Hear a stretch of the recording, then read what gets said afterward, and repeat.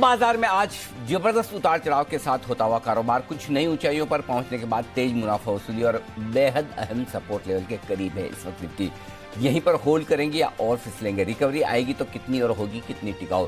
ढेर सारे सवाल हैं, आज के उतार चढ़ाव के बीच जवाब है तैयार। स्वागत है आप सबका फाइनल ट्रेड में। नमस्कार, मैं हूं अनिल सिंघवी और नमस्कार, मैं हूं दीपांशु भंडारी। और जानेंगे सर से कैसे समझें इस उतार चढ़ाव वाले ट्रेड को और ये जो मुनाफा वसूली आई है अब बाजार में क्या करना है ये भी देखना जरूरी है। बताएं सर, इस समय की बड़ी बातें क्या है? दीप, बड़ी बात तो सबसे यही है कि आज जिस तरह की वॉलेटिलिटी दिखी है वो बड़े लंबे समय बाद नजर आई। पिछला पूरा हफ्ता हमने शांत ट्रेड देखा, लेकिन आज जिस तरह का उतार चढ़ाव हुआ वो थोड़ा सा वाकई में हैरान परेशान करने वाला है काफी लोगों के लिए। तेज मुनाफा वसूली आई है, ऊपरी स्तरों से लगभग 250-300 पॉइंट अब निफ्टी फिसलता हुआ दिख रहा है। 17,350 के करीब पहुंचता हुआ दिख रहा है, दिन के लोएस्ट लेवल पर ट्रेड करता हुआ दिख रहा है। 17,640 के आसपास का हाई बनाया, तो आप समझ सकते हैं कि 280 पॉइंट ऊपरी स्तरों से गिरता हुआ निफ्टी। और बैंक निफ्टी भी 37,575 के हाइज के बाद अब यहाँ पर 36,900 के आसपास, यानी 700 पॉइंट के आसपास का नुकसान बैंक निफ्टी में अब हो चुका है। इंफ्रास्ट्रक्चर, एफएमसीजी, सरकारी बैंक, एनर्जी, ये सारे जो इंडेक्स हैं ये आधा से 0.5% नीचे।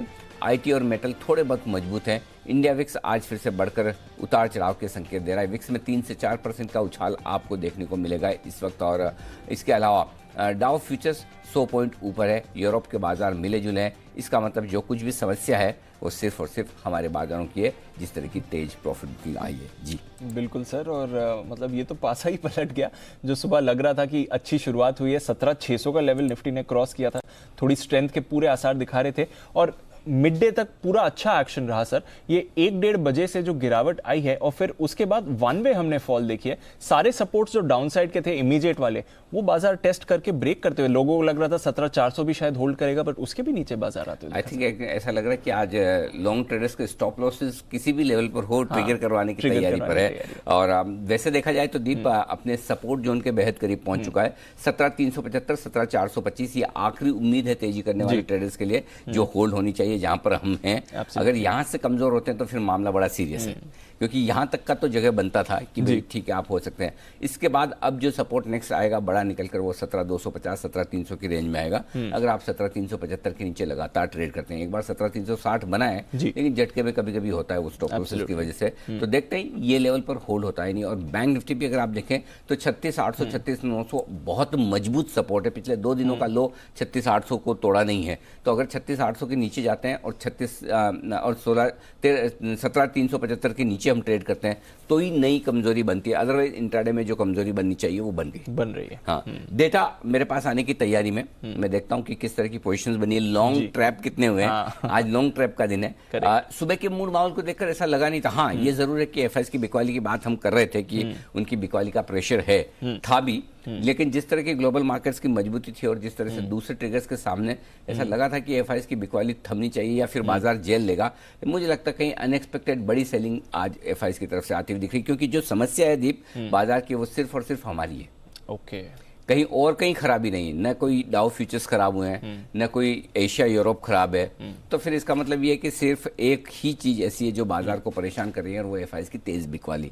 तो आज के डेटा आई एम श्योर जिस तरह की स्क्रीन दिखा रही है बेहद खराब आएंगे। और जाहिर सी बात है, कुछ भी हो, अगर बाजार में खरीदारी है तो खराब से खराब मूड माहौल में भी स्टॉक्स ऊपर जाते हैं, और बिकवाली का प्रेशर है तो अच्छे से अच्छे मूड माहौल में भी स्टॉक्स नीचे आ सकते हैं। तो बिकवाली एफआईएस के सारे बाकी फैक्टर्स पर भारी पड़ती हुई दिख रही है। और सबसे बड़ी बात है, जिस 17,600, 675 के आसपास की हम बात कर रहे थे कि वहाँ से एक ब्रेकआउट होकर शायद निफ्टी बड़े ब्रेकआउट की तैयारी करे, अब वो संभावनाएं थोड़ी कम होती हुई दिख रही है। कम से कम अब इंतजार तो करना पड़ेगा। ये आज की जो बिकवाली है वो थोड़ी सी परेशान करने वाली होगी। अनएक्सपेक्टेड है, जरूरत से ज़्यादा है, बहुत फास्ट है और शायद इसमें लोग संभल नहीं पाए। मेन चीज ये है। एक तो क्या होता है कि आपको पता है एक्सपेक्टेड है कि आ सकती, तो आप थोड़ा सा वो सावधान रहते हैं, तो वो एक फर्क है। स्टॉप लॉसेस आज ट्रिगर हुए हैं। ठीक है सर। तो चलिए, ये है इस समय का बाजार का सेटअप और काफी तेजी से बाजार का मूड माहौल बिगड़ा है। अब देखते हैं किन लेवल्स पर बाजार सपोर्ट लेते हुए दिखेगा। फिलहाल डेज लो पर है बाजार पर, ढेरों स्टॉक्स हैं एक्शन में और कई सारे ट्रिगर्स भी हैं जहां पर हमें रखनी है नजर। आइए मानसी और देवांशी से जानते हैं इन सब के बारे में। मानसी, गुड आफ्टरनून, बताएं कौन से ट्रिगर्स पर रखनी है नजर? Good afternoon Deepanshu. सबसे पहले तो सी इन्फोसिस्टम्स मैपमा इंडिया भी आपने कहा आईपीओ आज बंद हो जाएगा। इसके अलावा जिंदाल फोटो बोर्ड बैठक जिसमें वॉलंटरी डीलिस्टिंग को लेकर सोच विचार किया जाएगा। साथ ही नवंबर सीपीआई के डेटा जो कि आज शाम आने वाले हैं, इस पर आज के लिए नजर रखनी होगी। तो तीन आज के ट्रिगर्स। इसके अलावा कल 14 दिसंबर के दिन आनंद राठी की लिस्टिंग होने जा रही है। मेट्रो ब्रांड्स का आईपीओ कल बंद हो जाएगा। वहीं डेटा पैटर्न्स का आईपीओ कल यानी 14 दिसंबर से 16 दिसंबर के बीच खुलता हुआ दिखेगा। प्राइस बैंड जिसका 555 टू 585 पर शेयर का तय किया गया है। इसके अलावा आईटीसी पहले इन्वेस्टर एंड एनालिस्ट डे का आयोजन कल कंपनी करने जा रही है, तो इस पर भी नजर रखनी होगी। कैनफिन होम्स अंतरिम डिविडेंड को लेकर एक बोर्ड बैठक होगी। वहीं जील इन्वेस्ट को मामले में अगली सुनवाई एनसीएलटी में कल होने जा रही है। यूएस के एफओएमसी की 2 दिवसीय बैठक जो है वो कल से शुरू होती हुई दिखेगी। वहीं टीटी के प्रेस्टीज पर नजर रखें, स्टॉक स्प्लिट की एक्स डेट होगी और हिंदुस्तान जिंक और एनएमडीसी दोनों ही शेयर्स कल से एक्स डिविडेंड ट्रेड होना शुरू करेंगे। 15 दिसंबर के दिन यूएस फेड का ब्याज दरों पर फैसला आता हुआ दिखेगा। इंपॉर्टेंट ग्लोबल इवेंट जिस पर सबकी नजर है। इसके अलावा मेड प्लस आईपीओ बंद होता हुआ दिखेगा।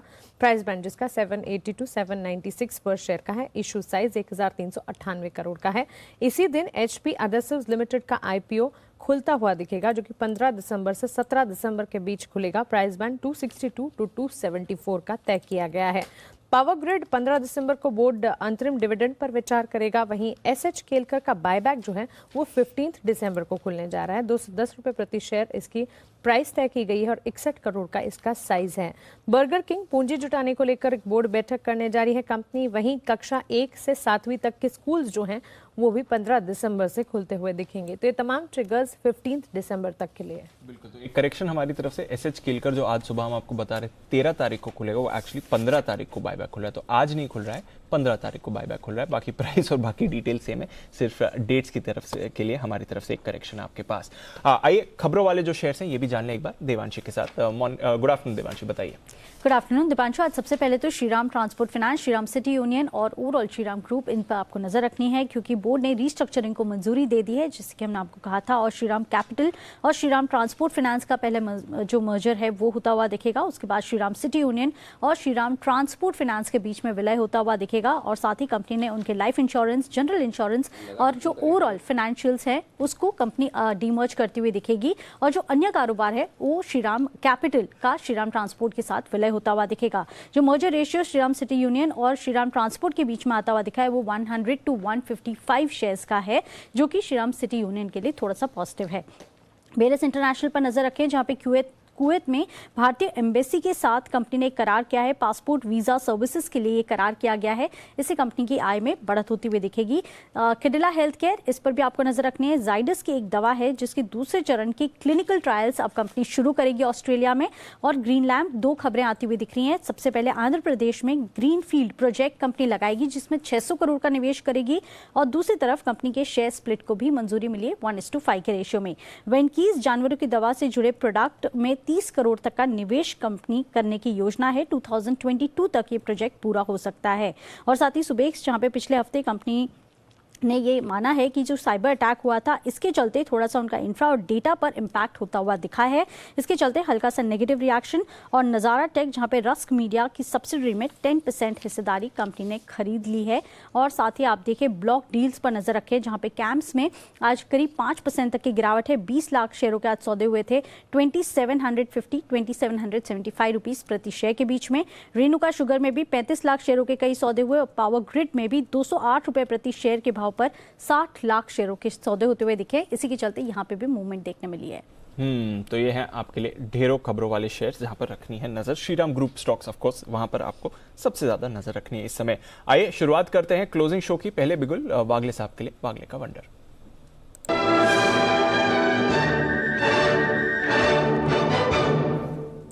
गुड आफ्टरनून वागले साहब, बताएं sir. Good afternoon Deepanshu, good afternoon Anil ji. मेरा बाय कॉल है, हालांकि मैं निफ्टी के व्यू का मुझे क्लैरिटी है नहीं ज़्यादा। अगर निफ्टी में बहुत ज़्यादा गिरावट आई तो शायद प्रॉब्लम होगा, लेकिन ये जो स्टॉक है इसमें मुझे स्ट्रेंथ दिखती है। पहले तो हमने हमारे क्लाइंट्स को ₹1 नीचे दिया है अभी और बाय करके चलना है सिंजिन 622 623 का करंट भाव है। मुझे लगता है ये 640 तक जाने के लिए तैयार है। बहुत दिनों के बाद इसमें एक राउंडिंग बॉटम पैटर्न निकला है आवरली चार्ट्स में। आपका 616 का स्टॉप लॉस होना चाहिए। 640 का कल तक का टारगेट मैं देख रहा हूँ। ओके 640 तक के टारगेट के लिए सिंजिन में करें खरीदारी, ये राय आपके लिए आती हुई इस वक्त वागले साहब की तरफ से इस स्टॉक में इस वक्त है। आइए अब वक्त न्यूज़ पर व्यू सेगमेंट का। आप सोच रहे होंगे कि दोपहर में कैसे न्यूज़ पर व्यू सेगमेंट। जी हाँ, ढेर सारे आईपीओ आ रहे हैं और कल सुनिए, आज से जो एक आईपीओ खुला है मेड प्लस हेल्थ सर्विसेज, इसके मैनेजमेंट से हमारी बातचीत करना बाकी है। तो आइए न्यूज़ पर व्यूज में बात करेंगे आज खुले हुए आईपीओ की, made plus health services.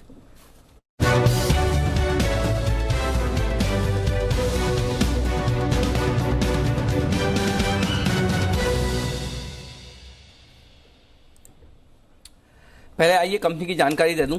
Made plus, ये company made plus health services के नाम से 2006 में शुरू हुई थी। देश भर में दूसरी सबसे बड़ी फार्मेसी रिटेलर, मतलब जो मेडिकल शॉप्स होती है ना फार्मा वाली, वो कारोबार करती है, वो बिजनेस करती है। तो पूरे देश भर में इनके मेडिकल स्टोर्स हैं। 2000 से ज़्यादा स्टोर हैं पूरे देश में। ज़्यादा कारोबार जो है वो दक्षिण भारत में, तमिलनाडु हो गया, आंध्र प्रदेश, तेलंगाना, कर्नाटक, उड़ीसा और अब पश्चिम बंगाल और महाराष्ट्र में भी काफ़ी काम उन्होंने फैलाया है। और ऑनलाइन और ऑफलाइन यानी स्टोर भी है और साथ ही ये ऑनलाइन भी अपनी दवाएं बेचने का काम करती है। आइए पहले इशू की जानकारी दे देता हूँ आपको। आज इशू खुल गया, परसों तक खुला रहेगा 15 तारीख तक, ठीक है। 780 से 796 रुपये ये इशू का प्राइस बैंड है, तो आप 796 मानकर चलें। 18 शेयरों के लॉट में आप अप्लाई कर सकते हैं। 600 करोड़ का फ्रेश इशू है, 800 करोड़ का ऑफर फॉर सेल, कुल मिला के 1400 करोड़ की इशू साइज है और ये 1400 करोड़ रुपए का इशू है। और जो हायर बैंड है 796 रुपये का, उस पर कंपनी की वैल्यू होती है 9500 करोड़, तो यानी कि अच्छी साइज़ की कंपनी है, 9500 करोड़ के आसपास की। आइए हमारे साथ कार्यक्रम में शामिल हो रहे हैं कंपनी के जो प्रमोटर हैं, मैनेजिंग डायरेक्टर हैं, सीईओ हैं, गंगादी मधुकर रेड्डी साहब हमारे साथ कार्यक्रम में शामिल हो रहे हैं, जो श्री वेंकटेश्वरा यूनिवर्सिटी से मेडिसिन और सर्जरी में बैचलर्स की डिग्री ले चुके हैं। वॉर्टन स्कूल और पेंसिल्वेनिया यूनिवर्सिटी से बिजनेस एडमिनिस्ट्रेशन में मास्टर्स की डिग्री ले चुके हैं, यानी कि एमबीए कर चुके हैं। मिस्टर रेड्डी, स्वागत है आपका। बहुत बहुत धन्यवाद जी बिजनेस के लिए, आपने समय दिया। मैं आपसे सवाल पूछूंगा, इन केस आप हिंदी में सवाल ना समझ पाएँ तो प्लीज़ मुझे बताइएगा, मैं उसे इंग्लिश में ट्रांसलेट करके आपके लिए पूछूंगा। बट सबसे पहले बताएं सर, आपकी कंपनी के बिजनेस मॉडल के बारे में, क्या करती है आपकी कंपनी और किस तरह से रेवेन्यू कमाती है? हमारा फेयरली सिंपल बिजनेस मॉडल है जी। फार्मेसी चेन स्टोर है हमारा। प्लान ये है कि स्केल्ड ऑपरेशन है, where we pick a city, large densely populated city, जहाँ पे जाके हम एक अच्छा वेयर हाउस बना के वहां से बल्क में बाय करते हैं सब मैन्युफैक्चरर्स और डिस्ट्रीब्यूटर्स से, और वहीं से हमारा खुद के 50-100 स्टोर्स जो भी लगाते हैं उनको डिस्ट्रीब्यूट होता है। So model is central warehouse with stores all around it, first in one city, then afterwards वो वहां पे स्टेबलाइज होके प्रॉफिटेबल हुए बाद वही सिटी से, वही वेयर हाउस से हम Tier 2, Tier 3, Tier 4 सिटीज, वो स्टेट के जो भी है वहां पे पूरे स्टोर्स लगा के हम ऑपरेशन और स्केल बढ़ाते जाते हैं। सो इससे फायदा ये होता है कि we are able to buy directly from companies, so distributor का मार्जिन और रिटेलर का मार्जिन दोनों भी हमारे को ही मिलता है, वन। और स्केल में जो हम काम करते हैं उससे कॉस्ट भी बहुत कम होता है हमारे पे, both warehousing and corporate cost का जो एमोर्टाइजेशन होता है वो स्केल पे ही होता है। और तीसरा जो है, हम वॉल्यूम डिस्काउंट, डिस्ट्रीब्यूटर के मार्जिन के अलावा वॉल्यूम डिस्काउंट्स में मिलता है हमारे को जब मैन्युफैक्चरर्स के खरीदते हैं, क्योंकि डिस्ट्रीब्यूटर्स में भी हर तरीके के होते हैं, छोटे और बड़े। हम तो सबसे one of the biggest distributors के साइज में है, सो हमारे को वहां पे भी रेट अच्छा मिलता है। सो फिलहाल द होल थिंग इज, हम जो रेट में खरीदी करते हैं वो रेट से हम सबसे अच्छा और कॉम्पिटिटिव रेट में बेचने का ये कर सकते हैं। We are able to do that. So हम आज के दिन, just to give you this thing out there, 60% of the medicines are bought by ये जो क्रोनिक एलिमेंट्स है, डायबिटीज है, हाइपरथायराइड है, कोलेस्ट्रॉल है, ये डिजीज के लिए क्योर करने के लिए ही लोग खरीदते हैं नॉर्मली दवाइयाँ। और ये since they buy month on month, हर महीने खरीदते हैं, तो इनको थोड़ा प्राइस सेंसिटिव होता है। और हम जैसे लोग जहाँ पे हम स्केल बढ़ा के और मार्जिन थोड़ा हम अच्छा लगा के डिस्काउंट देते हैं, हम उसी से ही हम हमारा बिजनेस बढ़ाते हैं। So that's the value proposition. Large business with scale, able to give a discount which no one else can match. Interesting sir, बहुत अच्छे से आपने पॉइंट बताया कि जो जनरली आपके रिपीट कस्टमर्स हैं, जो क्रोनिक डिजीजेज वाले हैं, वो लगातार आके खरीदते हैं और प्राइस सेंसिटिव है। अच्छा सर, आई थिंक आपकी कंपनी ने सबसे पहले इस तरह का फार्मेसी रिटेल चेन का बिजनेस शुरू किया इंडिया में, या अपोलो पहले था? नहीं, हमारे से करीब 15 साल पहले ही अपोलो चालू करे थे। मैं फर्स्ट यूएस से आके इंडिया में चालू करे जब 2005 में जब कंपनी इनकॉर्पोरेट किया और 2006 में हमारे फर्स्ट स्टोर्स किया था, तब तक ऑलरेडी वो 200-250 स्टोर्स थे उनके कंट्री में। आपने यूएसए में इतना पढ़ाई किया, फिर कैसे आपका वो मन हुआ, मूड हुआ कि चलिए मुझे इंडिया चल के ये बिजनेस शुरू करना चाहिए? ये प्लान, ये आइडिया कैसे आया दिमाग में सर? वो स्कूल में एमबीए करते हुए मैं 2-3 बिजनेस प्लान लिखा था, एक जीपीओ पे और दूसरा एक आध अदर बिजनेस प्लान। बट जब जीपीओ, ग्रुप परचेजिंग ऑर्गेनाइजेशन के प्लान लिख रहा था, तो I came across something which said that करीब 30% of all fake drugs in the world are made in India बोल के, ये WHO का रिपोर्ट था। ये देखते हुए मेरे को ये आइडिया है कि क्यों ना एक कंपनी लगाए जहाँ पे इसका मेन यूएसपी हो कि जेन्युइन मेडिसिन सप्लाई करे।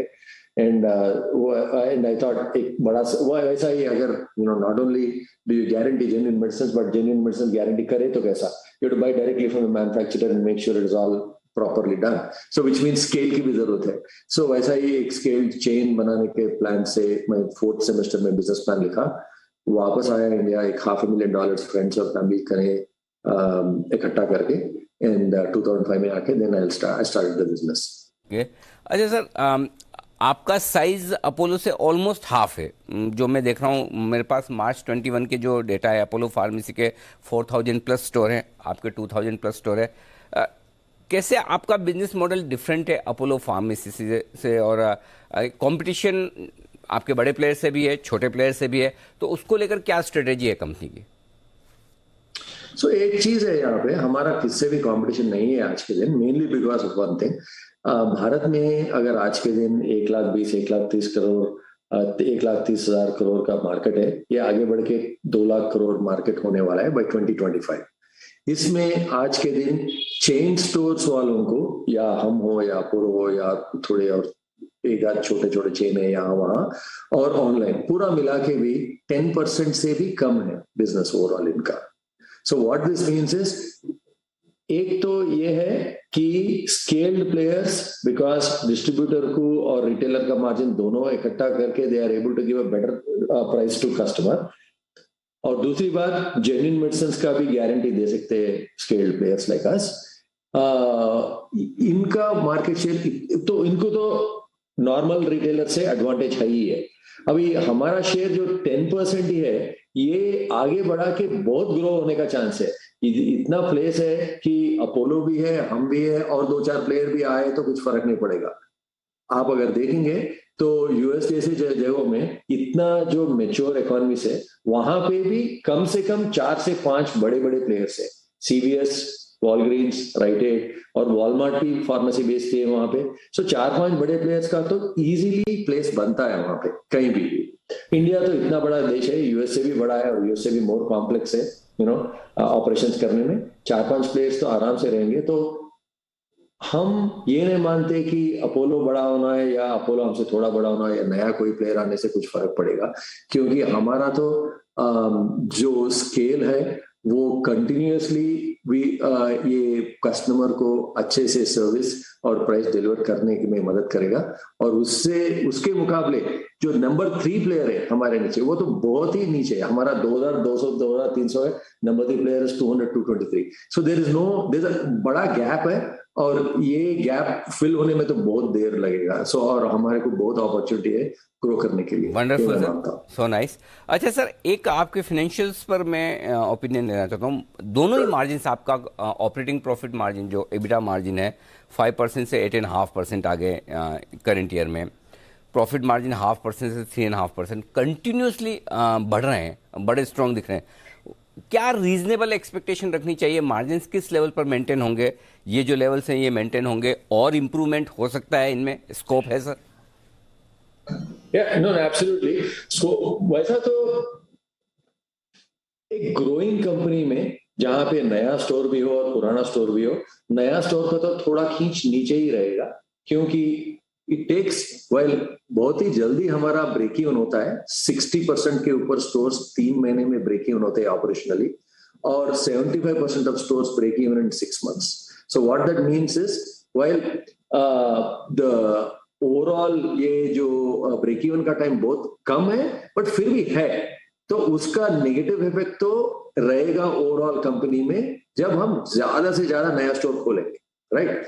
लास्ट ईयर हम 350 स्टोर खोले डिस्पाइट कोविड, और ये year in the first 6 months already हम 350 स्टोर खोल चुके हैं, और 700 स्टोर खोलने का प्लान है ये ईयर का, और आगे बढ़ के और भी ज्यादा खोलने का। अभी 2300 में एक साल के अंदर 700 स्टोर है, तो उनका तो डाउनवर्ड प्रेशर रहेगा ना मार्जिन पे, क्योंकि वो स्टोर ब्रेक इवन 6 months में होगा जरूर, बट पूरा उसका 10% EBITDA जो आना है स्टोर लेवल में, वो लगते आते आते 2 साल लगेंगे, तो मीन टाइम थोड़ा कम रहेगा। बट बेनिफिशियल चीज क्या है कि हम जो 7 states में हमारा स्टोर्स लगा रहे हैं आज के दिन, यहाँ पे हमारा वेयरहाउस भी रेडी है, मैनेजमेंट टीम भी रेडी है, कॉर्पोरेट कॉस्ट भी फुल्ली कॉस्टेड है, तो स्टोर लगाने से हमारा ये जो कॉस्ट बढ़ेगा नहीं। सो यहाँ पे जो हमारा 3% का वेयरहाउसिंग कॉस्ट और 2% का कॉर्पोरेट कॉस्ट है, वो श्रिंक होते नजर आएगा जैसे जैसे हमारा टॉप लाइन बढ़ते जाएगा। सो इसका बेनिफिट होगा। दूसरा बात है, हम जो ऑटोमेशन कर रहे हैं हमारे वेयरहाउसेस में, जहाँ पे मैन पावर और भी एफिशिएंटली यूज हो, वहां से भी हमारा वो 3% का वेयरहाउसिंग कॉस्ट है वो कम होते जाएगा। और तीसरी बात, सब रिटेल में आप जानते ही होंगे कि प्राइवेट लेबल का बहुत आई वुड से इंपॉर्टेंस है, क्योंकि ब्रांडेड प्रोडक्ट में जितना भी प्रॉफिट आता है, प्राइवेट लेवल में उससे 2 और 3x का प्रॉफिट आता है, स्पेशली इन फार्मेसी। सो हमारा 2019 में प्राइवेट लेवल वाज 4.5%, आज के दिन 12% है। ये जो इंक्रीज है, ये 1% फार्मेसी में जब इंक्रीज होता है 0.5% मार्जिन बढ़ता है। सो प्राइवेट लेवल जैसा जैसा बढ़ते जाएगा, एंड प्राइवेट लेवल बढ़ना is a function of 2 things। आप गुड्स लगाओ, आपके increase the range of products you have, and second thing, खुद का ब्रांड जब बढ़ता है, राइट, मेडप्लस का जब नाम बढ़ेगा और more stores, more development and all, more people are willing to buy private label. So ये दोनों से बढ़ते जाएगा, मार्जिन बढ़ते जाएगा। सो एक साइड से स्केल, प्राइवेट लेबल और ऑटोमेशन का पॉजिटिव अपवर्ड स्विंग रहेगा, whereas slight dampening thing will be opening a lot of new stores, but opening a lot of new stores is a good thing, so we will be investing for the future। so ये 600 करोड़ जो हम ले रहे हैं, इससे हम ये साल 700 आगे बढ़ के और भी बहुत ज्यादा स्टोर्स बनाने का प्लान है। so इससे थोड़ा होगा जी, EBITDA will be more or less stable for a while। okay, Reddy sir, one more thing, IPO में promoters कुछ भी नहीं बेच रहे, right? You are quite confident to, and आप होल्ड कर रहे हैं अपना पूरा स्टेक? एब्सोल्युटली। हम ये 15 साल से जो प्लेटफॉर्म बना है, इसका फायदा अभी आ रहा है, वेयर एवरीथिंग स्केल का बेनिफिट अभी आ रहा है। So the best is still to come, so that's why we are saying 100% undoubtedly. और दीप, 2-3 चीजें बहुत अच्छी है। एक, प्रमोटर्स बिल्कुल भी स्टेक नहीं बेचे हैं। दूसरा, एक जो साइज बनाई है रेड्डी सर ने आके अमेरिका से पढ़ाई करके यहाँ जो बिजनेस बना। तीसरी एक और चीज़ सर जिसके लिए मैं आपको कॉम्प्लीमेंट करना चाहता हूँ, शायद किसी ने कहा हो ना कहा हो, वो ये है कि कंपनी पर और कंपनी के प्रमोटर्स पर कोई लिटिगेशन नहीं। और हिंदुस्तान में सर ऐसी चीज़ें कम देखने को मिलती है, ऐसी कंपनियां कम होती है, प्रमोटर्स कम होते हैं, जिनके लिए मतलब कुछ ना हो ऐसे 2-4 केस तो वैसे ही हो जाते हैं, भले ही मटेरियल हो ना हो, बट आपकी कंपनी, आपके ऊपर एकदम किसी तरह का कोई लिटिगेशन, कोई कोर्ट केस नहीं है। ये गवर्नेंस लेवल है। तो बहुत बहुत बधाई सर आपको, और बेस्ट विशेज़ आपके IPO के लिए।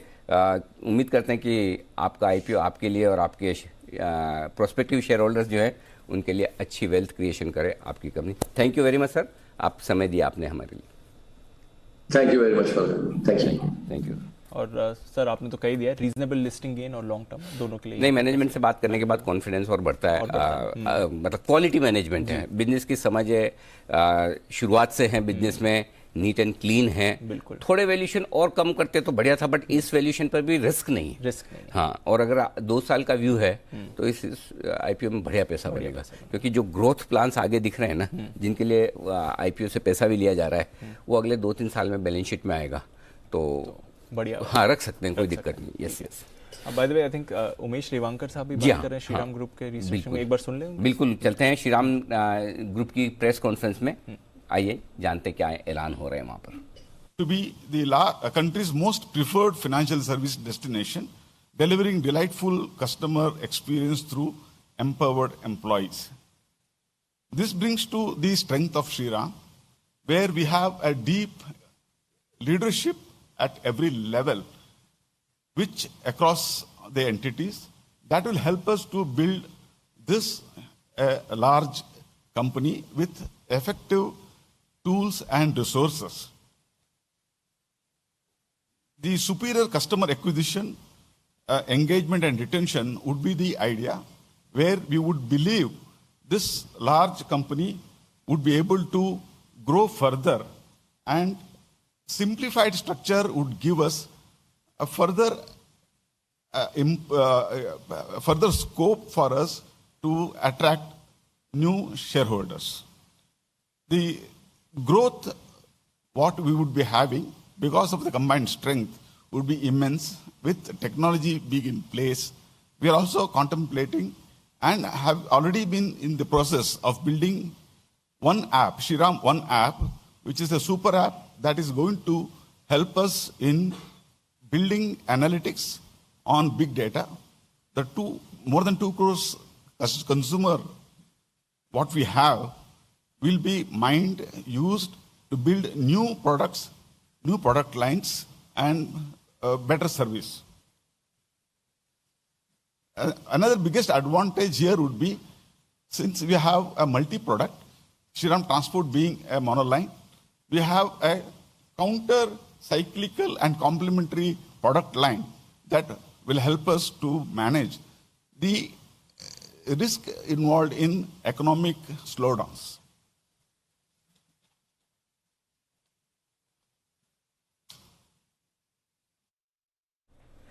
तो ये थी श्रीराम ग्रुप की बड़ी रिस्ट्रक्चरिंग, जिस पर बात करते हुए उमेश रेवांकर साहब। थोड़ी देर में इस रिस्ट्रक्चरिंग की पूरी डिटेल्स आपको देगी देवांशी, हमारे साथ तैयार है। उससे पहले जल्दी से एक बिगुल सचिन जी के लिए। सचिन जी की तरफ से आ रही है एक बीटीएसटी कॉल।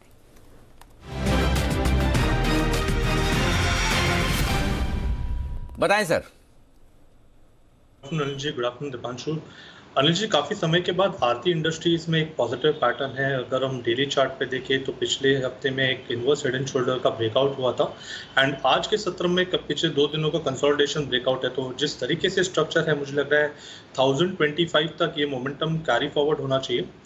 इंट्राडे के लिहाज से मुझे लग रहा है ये पर्टिकुलर लेवल्स भी अचीव होने चाहिए। 992 का आपको स्टॉप लॉस लगाना है, बट पोजिशनली 1060 के टारगेट्स यहाँ पर अवेलेबल हो रहे हैं पैटर्न के लिहाज से। तो यहाँ पर खरीदारी करनी है आरती इंडस्ट्रीज के फ्यूचर्स में। 992 का स्टॉप लॉस, 1025 का फर्स्ट टारगेट एंड 1060 का पोजिशनल टारगेट। ओके, 1025 1060 के टारगेट के लिए आरती इंडस्ट्रीज में करें खरीदारी। ये है राय सचिन जी की तरफ से आती हुई। आइए, हमारे बाकी मेहमान भी हमारे साथ जुड़ चुके हैं। राकेश बंसल, कुणाल सरावगी, वागले साहब तो अपनी कॉल दे ही चुके हैं। सुमित जी, किरण जी दोनों हमारे साथ तैयार हैं, और साथ ही आशु सर भी। आशु सर से एक बार जल्दी से उनका मार्केट व्यू भी ले लिया जाए, और साथ ही अगर कोई उनकी कॉल है निफ्टी, बैंक निफ्टी पर या स्प्रेड है, बताएं sir. Good afternoon. Good afternoon Anil ji. Anil ji देखिए, मार्केट व्यू सेम है, 16,900 और 17,600 700। जो पिछले हफ्ते भी अनिल जी 2-3 बार बात हुई कि 17,600 700 का बैंड है, यहाँ पे मतलब लेना नहीं है, यहाँ पे थोड़ा ध्यान रखना है। और बहुत अच्छे से मैं रियली अप्रिशिएट करूंगा कि आपने, मैं पिछले 1-2 दिन से सुन नहीं पाया, लेकिन मैंने वैसे देखा था आप उस पे आप बहुत ज़्यादा कॉशियस थे, और बहुत मतलब बढ़िया आपने जो डेटा एनालिसिस किया था, तो बहुत मज़ा आया। तो अनिल जी 17,600 700, ये तो पिछले दिनों में जो अनिल जी 2 दिन में मूव आया, वो शेयर शॉर्ट कवरिंग का फिरोशियस मूव था। क्योंकि वो अनिल जी वही स्टॉक्स होते हैं और वो फिर इंडेक्स में गुस्सा निकलता है, कॉल शॉर्ट होती है और वो शॉर्ट कवरिंग होती है जो हमारे को एक लेवल पे लेके गई। और अनिल जी आज हमने देखा इंट्राडे में कैसे 300 पॉइंट निफ्टी और 600 पॉइंट बैंक निफ्टी निकल गया। Having said that Anil ji अब मार्केट इसी रेंज में रहेगी 16,900, 17,600, 700 और उस इंट्राडे रेंज में भी अनिल जी अब करेक्शन आज की तो मुझे लगता है कि हो गई है। तो अनिल जी अब यहां से शॉर्ट नहीं करना है। और एक चीज बहुत अच्छी हुई है अनिल जी कि आज की गिरावट में आप देखिए जो स्टॉक्स में थोड़ी स्ट्रेंथ दिखी है और वो भी मैं चीज देखूंगा कि आपने नोटिस बहुत अच्छे से इसको भी कैप्चर किया है कि स्टॉक्स में इतनी डरने की जरूरत नहीं है। तो ये एक बहुत हार्टनिंग साइन है इस वक्त मार्केट में कि इंडेक्स के पैनिक के अंदर भी स्टॉक्स में इतनी गिरावट नहीं आ रही है। तो अनिल जी अगर आप कहें तो मेरे पास 3-4 स्टॉक्स की बाय कॉल है, सारी बाय कॉल है इस डिप पे और अच्छा डिप है अनिल जी। तो आई थिंक ये अपॉर्चुनिटी है टू बाय दो स्टॉक्स। अगर आप कहें तो मैं एक एक करके शेयर कर लेता हूं। सर कहें तो मतलब बाय कॉल मतलब कोई आओ आपसे, वैसे तो खैर आती है स्टॉक्स पे तो हमेशा ही आती है, लेकिन इस वक्त गिरते हुए मार्केट में तो सबसे ज्यादा जरूरत उसी चीज की है। बताएं सर एकदम मतलब 1 by 1 शूट। तो अनिल जी गिरते हुए मार्केट के लिए भी ही है क्योंकि कुछ स्टॉक्स अब ऐसे आइडेंटिफाई करने हैं जो इंडेक्स के पैनिक में नहीं आए। तो अनिल जी पहला स्टॉक है delta Corp. Anil ji delta Corp में मुझे लगता है कि डिलीवरी उठा के रख लेनी चाहिए। अनिल जी जो तीसरी वेव या जो तीसरा वायरस के चलते ये हमने 310-15 का करेक्शन देखा, 250-45 तक आ गया था। तो आई थिंक अनिल जी वो करेक्शन पूरा हो गया। अब जनरली ये कहेंगे कि 250-60 पे नहीं लिया, 285 पे क्यों लेना है? क्योंकि अनिल जी ये बहुत ही जल्दी ये स्टॉक मुझे लगता है कि 350 और अगर सब कुछ ठीक ठाक रहा तो ये 500 रुपए भी हो जाएगा और ये डिलीवरी लेके रखनी चाहिए। अनिल जी अभी आपने सुना होगा कि जो आपने कवर भी किया था, इंटरनेशनल ट्रैवल और एक्सटेंड हो गया है, मतलब वो जो इंटरनेशनल फ्लाइट्स खोलने की बात हो रही थी। तो अनिल जी ये डोमेस्टिक ट्रैवल के लिए बहुत ही गुड न्यूज है और डोमेस्टिक ट्रैवल सिर्फ और सिर्फ जो मैक्सिमम अनिल जी या हिल्स पे है या गोवा पे है। और गोवा पे अनिल जी मतलब जो दिसंबर में होना है ना, मतलब इतना जैम पैक्ड होगा। और अनिल जी ये जो इनका क्वार्टरली रिजल्ट्स आएगा जनवरी में, मुझे लगता है कि बहुत ही बम्पर रिजल्ट आने चाहिए डेल्टा कॉर्प के लिए। तो अनिल जी डेल्टा कॉर्प में जो वहां जो बढ़ने आप देखिए अनिल जी पिछले लॉकडाउन में ये 180, 90, 170 तक गया था, फिर ऊपर आके वहां से एक नया घर बनाया। उसके बाद अनिल जी इस बार के डर से 245-50 जो बन गया अनिल जी, मुझे लगता है ये बॉटम अब नहीं टूटना चाहिए। तो अनिल जी डेल्टा कॉर्प में पहला स्टॉक है जिसमें खरीदारी करनी चाहिए। मुझे लगता है कि अनिल जी डिलीवरी लेके रखनी चाहिए क्योंकि पहले 350 बिकेगा, ये अल्टीमेटली 500 रुपए भी बिकेगा। तो पहला स्टॉक ये है। दूसरा स्टॉक है अनिल जी जो अच्छी करेक्शन हुई है और मुझे लगता है अनिल जी अब अगर इंडेक्स संभलेगा और अगर इंडेक्स में एक स्टेबिलिटी आनी है और फिर वापस 17,600-700 पे लेके जाएंगे तो अनिल जी वो रिलायंस की पार्टिसिपेशन के बिना नहीं हो सकता। तो अनिल जी रिलायंस में एक आज अच्छी करेक्शन हुई है। बेस्ट चीज है अनिल जी करेक्शन, क्योंकि अनिल जी जब हम ऊपर यूफोरिया में लेते हैं ना तब वो कवर्ड कॉल भी हेल्प नहीं करती है, स्टॉप लॉसेस भी हो जाते हैं। तो आई थिंक अनिल जी 2400 के करीब आ गया, 2420-25 रिलायंस का रेट है। अनिल जी 2400 की कॉल एक लेके 2500 की कॉल एक बेच दीजिए। ये स्प्रेड अनिल जी 33 से 35 रुपए में बनेगा और सिर्फ 10 रुपए करंट फ्यूचर से कॉस्ट है। अगर किसी को फ्यूचर लेना है तो वो 2460 की कॉल बेचे, फ्यूचर लेके 2460, और अगर किसी को 2400 की कॉल लेनी है तो 2400 की कॉल लेके 2480 की कॉल बेच दें। अनिल जी दो तरीके हैं रिलायंस के। तीसरा तरीका अनिल जी रिलायंस प्योर भी लॉन्ग कर सकते हैं अगले 1-2 महीने के अंदर। अनिल जी मुझे रिलायंस में ऐसी कॉर्पोरेट डेवलपमेंट्स लगती हैं जिससे इसका भाव 2800 रुपए भी हो सकता है। तो अनिल जी बहुत कंसोलिडेशन हो गई है रिलायंस के अंदर और अगर मार्केट में स्टेबिलिटी है और अगर ऊपर का चीज जानी है तो अनिल जी मैं फिर भी बैंकिंग स्टॉक्स या फाइनेंशियल से ज्यादा निफ्टी के कंपोनेंट्स में पॉजिटिव हूं। तो Reliance is the other candidate Anil ji जो दूसरा स्टॉक है मेरा लेने वाला। तीसरा स्टॉक है अनिल जी जो मैं पिछले 2-3 हफ्ते में कई बार कवर कर चुका हूं, वो है आईबुल हाउसिंग फाइनेंस। अनिल जी कई बार सब लोग ये बात करते हैं कि बड़ा खराब स्टॉक है, 300 से जाके 200 करेक्ट होता है। बिल्कुल होता है अनिल जी, अगर 5 बार 6 बार 8 बार 300 गया तो 8 बार 200 गया। लेकिन अनिल जी इंपॉर्टेंट चीज ये है कि 8 बार 200 जाने के बाद 300 की तरफ भी जाता है। और सबसे अच्छी स्ट्रेंथ अनिल जी उसमें इस वक्त यही है कि वो बैन के अंदर है। ये मैंने 2-3 बार, आप पीछे शो में नहीं थे, दीपांशु से भी ये मेंशन किया था। और अनिल जी उस बैन के अंदर ही बढ़ रहा है, तो जिसने भी लेना है कैश में लेना है तो वो स्ट्रेंथ दिखाता है और उस बैंड के अंदर ही अनिल जी वो धीरे धीरे बढ़ रहा है। तो अनिल जी ये तीसरा स्टॉक है जो आईबुल हाउसिंग मुझे लगता है कि लेके रखना चाहिए। ये मार्केट के चलते करेक्ट कम होता है और स्टेबल होने पे बढ़ ज्यादा रहा है और अभी अनिल जी अभी भी बैंड में चल रहा है। तो मुझे लग रहा है बैंड में बढ़ने से निकलने के बाद एक अच्छा ट्रैक्शन आएगा और शॉर्ट टर्म ट्रेडर का वो टाइम होगा बुक करने का। लेकिन अनिल जी इसकी भी अगर डिलीवरी लेके रख लेंगे तो 300 प्लस का टारगेट आईबुल हाउसिंग का भी बन रहा है। तो अनिल जी 3 स्टॉक्स की क्लियर बाय कॉल है। Delta, Reliance, Ibull housing. Delta के केस में तो एक चीज मैं कह सकता हूं, डेल्टा और गोवा दोनों आशु सर को कहीं मुझे लगता है ब्रांड एम्बेसडर न बना देंगे। अब तो बनाना ही पड़ेगा। हाँ, अब मतलब इससे ज्यादा तो आशु जी क्या करेंगे, मतलब सच में। हाँ, इससे ज्यादा तो उम्मीद भी नहीं रखेंगे। वैसे बाय द वे, आपकी एब्सेंस में आशु सर, डेल्टा की कॉल पिछले हफ्ते मैंने भी दी थी, बाय कॉल दिया था आपको याद करते हुए। आपके वो वर्चुअल या अदृश्य इनविजिबल आशीर्वाद के साथ डेल्टा कॉप और उसके टारगेट भी हासिल हुए, करेक्ट। तो डेल्टा कॉप वाकई में एक बढ़िया 290 का दूसरा टारगेट था, उसी 290 का 285 का पहला, वो तो उसी दिन हो गया था। 290 के दूसरे टारगेट पर फिलहाल। बिल्कुल। तो हमारे आंकड़ों के विशेषज्ञ दीपांशु भंडारी जी वो बता रहे हैं कि कौन कौन से टारगेट हिट हुए, कौन से नहीं हुए।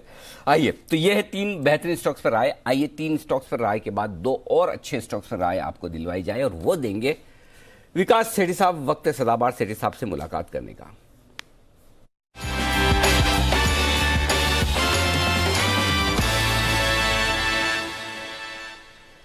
सेठी साहब, आप समझ तो गए होंगे इतने जोर से बिगुल का मतलब ये है कि इस वक्त देश को और बाजार को आपकी सबसे ज्यादा जरूरत है। बताएं सर, दम लगाकर क्या क्या खरीदना है। गुड आफ्टरनून अनिल जी, गुड आफ्टरनून दीपांशु। बाकी तो अनिल जी आज तो आधा काम तो आशु मदान जी ने कर दिया। गिरते हुए बाजार में खरीदारी करने की कॉल्स, और वो भी 3 दमदार स्टॉक, जिसमें 2 स्टॉक इंडिया बुल्स हाउसिंग और डेल्टा कॉप तो मैंने भी कई बार रिकमेंड किए हैं, और रिलायंस पे तो मैं हमेशा से लॉन्ग टर्म के लिहाज से बुलिश हूँ। तो तीनों बहुत ही अच्छे स्टॉक्स इन्होंने आइडेंटिफाई करके दिए। मुझे लगता है डेफिनेटली उनमें तो खरीदारी करनी है। बाकी अनिल जी, आज जो मेरी कॉल्स है, मेरी भी 2 कैश मार्केट के स्टॉक्स है जिनमें खरीदारी करनी है, और आज ये जो गिरावट है एक सही मौका है इन स्टॉक्स को खरीदने का। मुझे लगता है कल जैसे ही या 1-2 दिन में जैसे ही बाजार वापस से ठीक होंगे, बहुत अच्छे रिटर्न इन स्टॉक्स में बनने चाहिए। जो पहला स्टॉक है अनिल जी, वो है स्टर्लिंग एंड विल्सन सोलार, जो SW सोलार के नाम से ट्रेड होता है। 390-91 के लेवल पे ये स्टॉक ट्रेड कर रहा है। ये अब तक एक सापुरजी पैलेंजी की ग्रुप कंपनी थी, और ये भारत की एक लीडिंग सोलार EPC कंपनी है, जो कि ग्लोबली प्रेजेंट है, ग्लोबल प्लेयर है। 24 से ज्यादा देशों में कंपनी EPC कॉन्ट्रैक्ट लेती है या पावर प्रोजेक्ट्स को एग्जीक्यूट करती है सोलार सेक्टर में। बाकी अनिल जी, इस कंपनी के पास 50 साल का एक्सपीरियंस है, और 11 गीगावाट से ज्यादा की कैपेसिटी इन्होंने दुनिया भर में लगाई है। और दुनिया का जो सबसे बड़ा single site solar plant Abu Dhabi में है 1177 मेगावाट का, वो भी इसी कंपनी में लगाया है। और इस कंपनी के साथ पहले दिक्कतें थी, कर्ज ज्यादा था और डिफॉल्ट वगैरह किया, उसके कारण से हमने देखा स्टॉक चलता नहीं था। बट अब भी हाल ही में रिलायंस ने इसमें हिस्सेदारी ली है। 40% हिस्सेदारी लेने की बातें हैं, जिसमें कुछ हिस्सेदारी उन्होंने एग्जिस्टिंग प्रोमोटर से ली है, कुछ प्रेफरेंशियल वारंट्स के जरिए ली है, और कुछ ओपन ऑफर 300, और ये सब 375 के लेवल्स पे, 375 का रेट पे किया है। और जब ये अनाउंसमेंट आया था अक्टूबर में, उसके बाद हमने इस स्टॉक में एक जबरदस्त तेजी देखी। स्टॉक ने 509-10 रुपए तक के हाइज लगाए, और वहां से अब ये करेक्ट होकर 390 के आसपास ट्रेड करता है, जो कि मुझे लगता है बहुत अच्छा मौका। जिस तरह से रिन्यूएबल एनर्जी पे दुनिया का फोकस है, हमने यूएस में देखा $2 ट्रिलियन का इंफ्रास्ट्रक्चर स्पेंड, जिसमें रिन्यूएबल एनर्जी पे जो बाइडेन साहब का पूरा फोकस है। और उन्होंने तो कहा भी है कि 2035 तक पावर सेक्टर को फुल्ली डीकार्बोनाइज करेंगे यूएस में। तो इस तरह की ट्रिमेंडस अपॉर्चुनिटी इस कंपनी के पास है। और अब जब ये डेट की जो प्रॉब्लम्स है वो निकल गई, रिलायंस की ग्रुप कंपनी है, रिन्यूएबल एनर्जी के जरिए रिलायंस भी इस क्षेत्र में काफी एग्रेसिवली और भी कुछ एक्विजिशंस करे हैं, मुझे लगता है ये स्टॉक कमाल कर सकता है। तो शॉर्ट टर्म में मेरा 410 रुपए का टारगेट है, 380 का स्टॉप लॉस, बट मुझे लगता है मीडियम से लंबी अवधि में बहुत अच्छा करना चाहिए स्टॉक। ओके, SW सोलार ये है आपके लिए 410 के टारगेट के साथ खरीदारी करने के लिए सिटी साहब की तरफ से 391-92 के आसपास आप एंट्री कर सकते हैं, 380 का स्टॉप लॉस लगाकर। बताएं सर, दूसरा स्टॉक कौन सा है जो आप खरीदना चाहेंगे? अनिल जी, जो दूसरा स्टॉक है वो एक शुगर स्टॉक है। स्टॉक का नाम है EID पैरी, जो कि अभी 480 के लेवल पे ट्रेड करता है। ये मुरुगप्पा ग्रुप की कंपनी है, जो कि शुगर के कारोबार में है, और अभी शुगर और एथेनॉल इस तरह की स्टोरीज बिल्कुल फोकस में है। एक तो शुगर के दाम बढ़ रहे हैं, फेस्टिव सीजन चालू है, फिर एथेनॉल का बहुत बड़ा फायदा इन सब शुगर कंपनीज को होता है। और इस कंपनी ने तो शुगर की ब्रांडिंग करी हुई है, पेरिस प्योर नाम का इनका सुपर शुगर ब्रांड है, फिर ऑर्गेनिक ब्राउन शुगर ये अमृत ब्रांड से बनाती है। साउथ इंडिया में ये सब ब्रांड्स भी बहुत पॉपुलर है। और बाकी फंडामेंटल्स बहुत ही अच्छे हैं। Return on capital employed 25%, debt equity ratio भी जो पहले कंसर्न हुआ करता था, 1.07 का डेट इक्विटी रेशियो था, जो इस साल कम करके इन्होंने 0.13 का डेट इक्विटी रेशियो कर लिया है।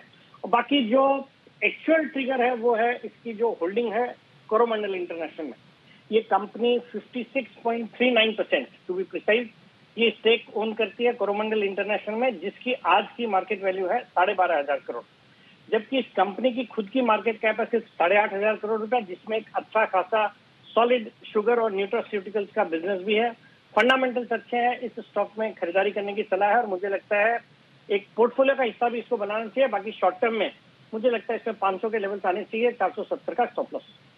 470 के स्टॉप लॉस के साथ EID पैरी, ये है वो स्टॉक जहां पर करें खरीदारी 500 के टारगेट के लिए। आप बता रहे ब्राउन शुगर भी बताती है कंपनी?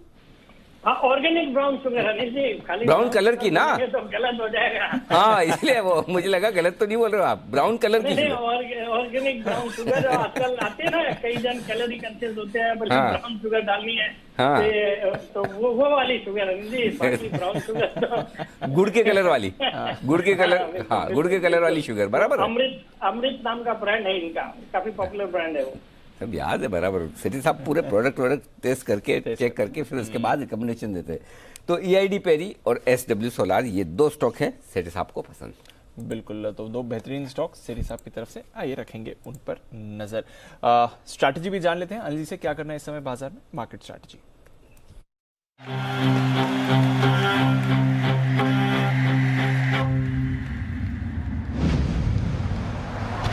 कभी कभी खुशी के लिए एक उदाहरण ही काफी है। एबिक्स कैश हर खुशी के लिए काफी है।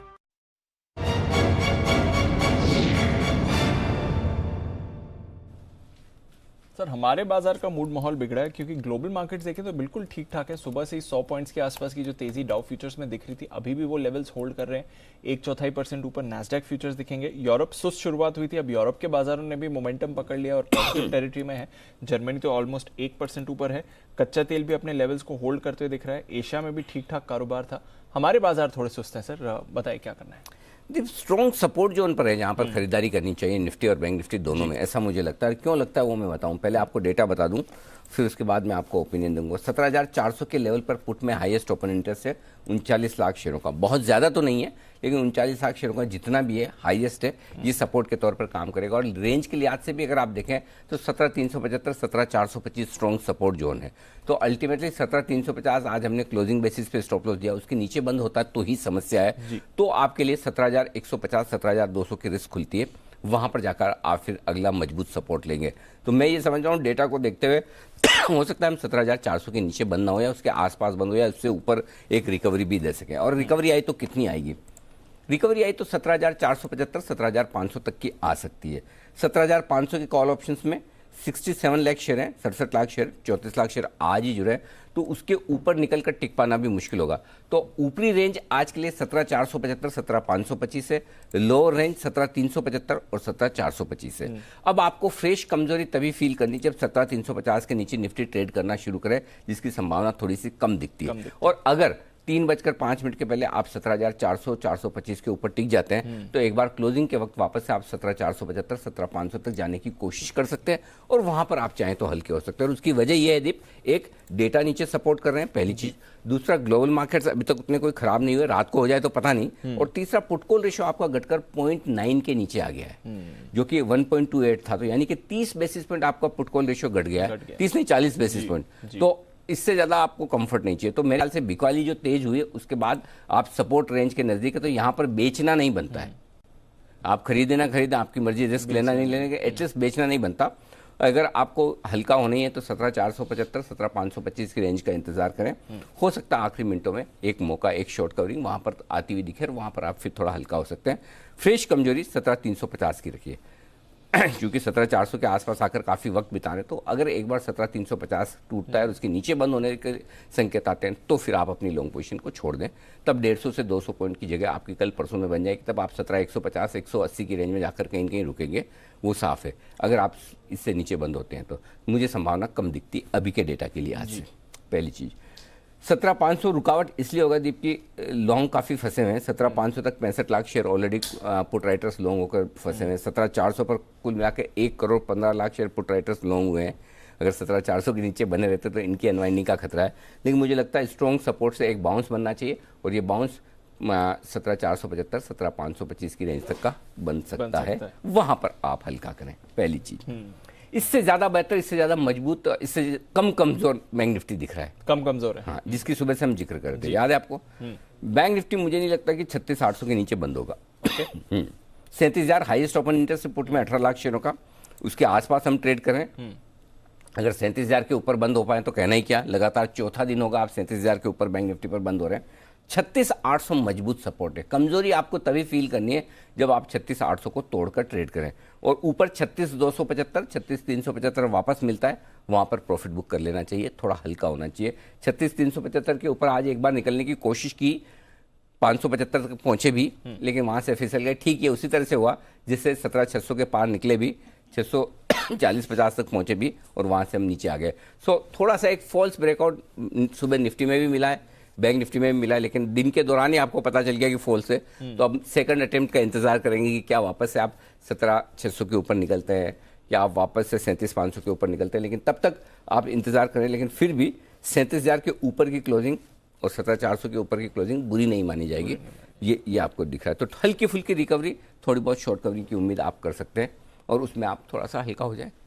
हाँ, बट स्टॉक्स में, कैश के स्टॉक्स में जो हम बात कर रहे थे, वहां पर दीप मुझे लगता है कि पूरा एक्शन है और वहां पर बने रहना चाहिए, कोई दिक्कत नहीं। चलिए, तो स्टॉक स्पेसिफिक एक्शन भरपूर है।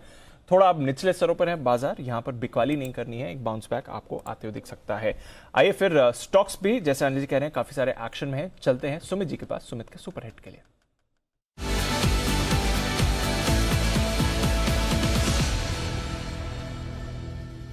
पता है सुमित जी?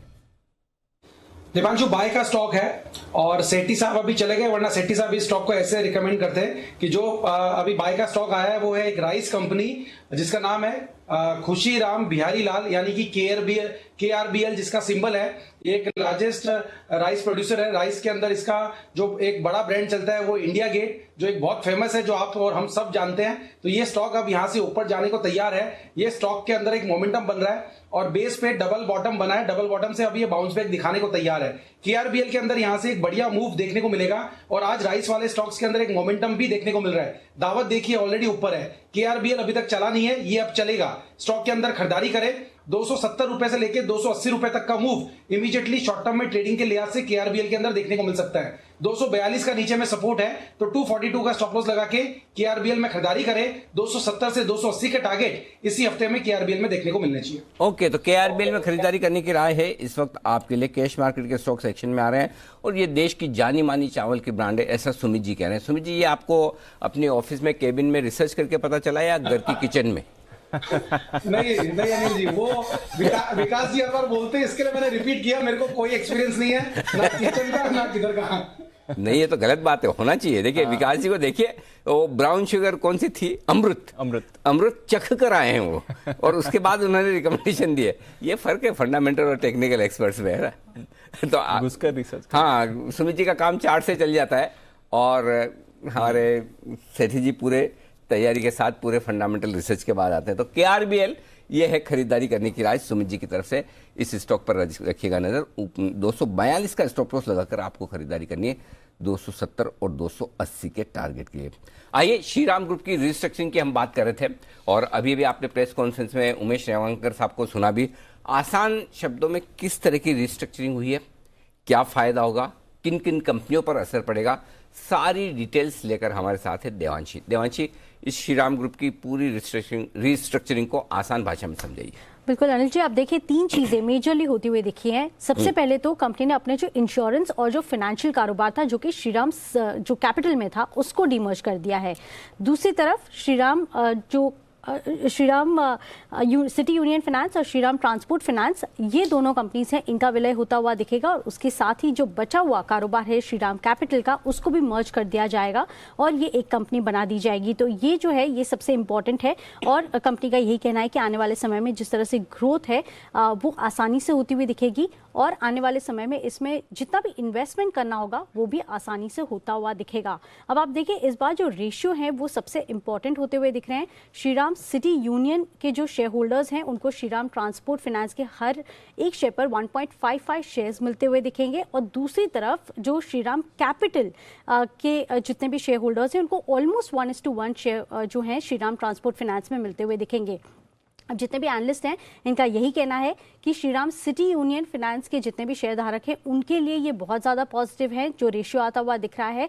और जो श्रीराम ट्रांसपोर्ट फाइनेंस है, क्योंकि आप देखिए बहुत ही कॉम्प्लेक्स स्ट्रक्चर था, अगर आप उनको कैलकुलेट करते हैं तो श्रीराम ट्रांसपोर्ट फाइनेंस के लिए ये बहुत ज़्यादा पॉजिटिव नहीं है, जिस तरह से श्रीराम कैपिटल भी 1:1 में ट्रांसफर होता हुआ दिख रहा है।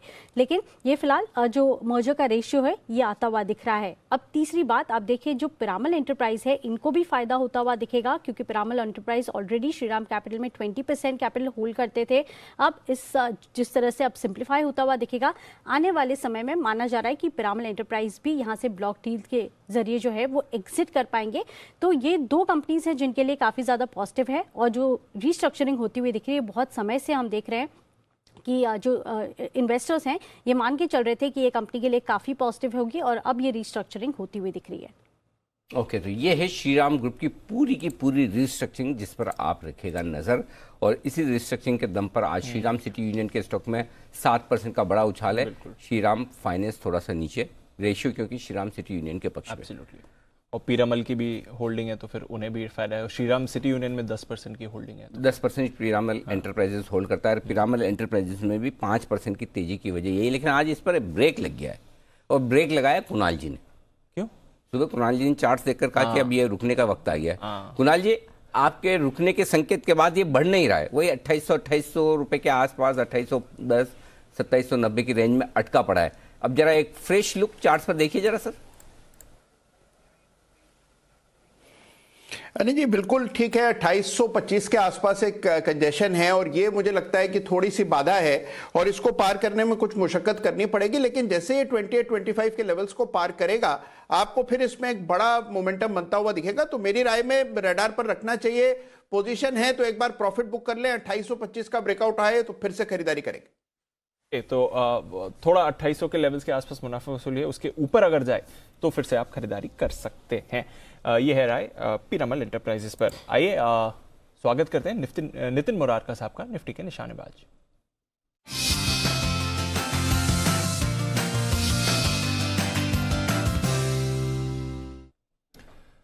गुड आफ्टरनून नितिन जी, बताएं सर। सर देखिए, निफ्टी में 17,400 के आसपास सपोर्ट लेवल है, जहां से 2 बार निफ्टी बाउंस कर चुकी है। आज तीसरा है कि निफ्टी में बाउंस आ रहा है यहाँ से, तो इस लेवल पे एक सपोर्ट ले रही है। और बैंक निफ्टी में स्ट्रेंथ ज्यादा है और जिसमें सपोर्ट लेवल करीब 37,000 के आसपास है, अभी 37,210 के आसपास है, तो बाउंस 37,000 से वापस आया है। तो दोनों में बाउंस है तो व्यू यहाँ पे सपोर्ट पे पॉजिटिव बनता है। और मैं आज के दिन में एक स्टॉक ले रहा हूँ क्योंकि इंडेक्स में दोनों सपोर्ट लेवल पे है और एक स्टॉक है जिसमें मुझे डेटा बहुत अच्छा मिल रहा है और डिस्क्लोजर भी है कि ये हमने अपने क्लाइंट्स को रिकमेंड भी किया है, तो ये डिस्क्लोजर है और वो है एक्सिस बैंक। एक्सिस बैंक जो अभी 405 पे चल रहा है, इसका लॉजिक ये है कि 5% ओपन इंटरेस्ट एडिशन है और सुबह से जो मार्केट फॉल आ रही है इसमें बिल्कुल फॉल नहीं हो रहा है। पॉइंट नंबर 2, इसकी जितनी भी कॉल्स हैं जैसे 700, 710, 720, ये सारी कॉलों में बहुत तेजी से मतलब प्रीमियम में फॉल नहीं आ रहा है। तो उस सबको देखते हुए मुझे लग रहा है कि कुछ ना कुछ ICICI बैंक में हो रहा है जो 720, 725 ये आ सकता है। तो इसकी हम 700 की कॉल ऑप्शन लेनी चाहिए जो आपको करीब करीब अभी 21 रुपए के आसपास मिलती है। 700 की कॉल ऑप्शन ले सकते हैं और टारगेट इसका करीब 35 से 40 रुपया हो सकता है। स्टॉप लॉस हमें 15 का रखना है। तो एक्सिस बैंक आइदर डिलीवरी या फ्यूचर या कॉल ऑप्शन या बुल कॉल स्प्रेड किसी के थ्रू भी ट्रेड किया जा सकता है। नेक्स्ट 2-3 दिनों में 720, 725 का भाव आना चाहिए। काफी अच्छा OI एडिशन हो रहा है, प्रीमियम्स में भी बाइंग दिख रही है। ओके, 700 रुपए वाला कॉल ऑप्शन खरीदना है आपको 21 रुपए में। एक ही कॉल है नितिन जी, और कोई? जी एक है। और अगर निफ्टी में हमें बेट लेना है तो निफ्टी पे जो मुझे समझ में आ रहा है वो 17,500 की कॉल ऑप्शन 80 रुपए के आसपास है। सपोर्ट लेवल है इसलिए यहाँ पे हम बेट कर रहे हैं 80 रुपए पे। स्टॉप लॉस इसका बनेगा 55 का। आज का लो 63 के आसपास है तो 55 का स्टॉप लॉस बनता है। और ऊपर जो 80 रुपए वाले कॉल है इसका टारगेट 120, 125 बन सकते हैं। 120, 125 के टारगेट के लिए आप 17,500 का कॉल ऑप्शन निफ्टी का खरीद सकते हैं। ये राय आपके लिए नितिन जी की तरफ से आती हुई। तो निफ्टी पर सपोर्ट लेवल के आसपास है 17,375 17,400 के आसपास सपोर्ट रेंज में इस वक्त ट्रेड करता हुआ दिख रहा है। एक और स्टॉक है जिस पर राय लेनी है और इस बार वो राय हम आशु सर से नहीं लेंगे, किरण जी से लेंगे। किरण जी से किरण जी अभी अभी आशु सर का कॉल आया था और डेल्टा कॉप वहां से 10-12 रुपए ऊपर नजर आ रहा है, 15 रुपए। क्या ये मान लिया जाए कि जैसे आशु सर आए शो में डेल्टा कॉप को 11 पॉइंट की सलामी आशु सर को दे देनी चाहिए कि 10-11 रुपए तो कम से कम बढ़ ही जाए, आशु सर शो पे आए हैं। Anil ji very good afternoon. दीप आपको भी वेरी गुड आफ्टरनून। देखिए मंदी में मार्केट नीचे जा रहा है और आशु जी ने बाय कॉल दिया, यही बहुत बड़ी बात हो गई। तो मेरा मानना है कि अगर उन्होंने बाय कॉल दिया तो पब्लिक ने उनको बिल्कुल सपोर्ट किया है और जो मूवमेंट है वो सही में बहुत अच्छी देखने को मिल रही है, बहुत अच्छे वॉल्यूम्स के साथ गया है। मुझे लगता है कि 310 के आसपास के टारगेट्स आपको इस स्टॉक में देखने को मिल जाने चाहिए। तो ये है आशीष सर का कमाल।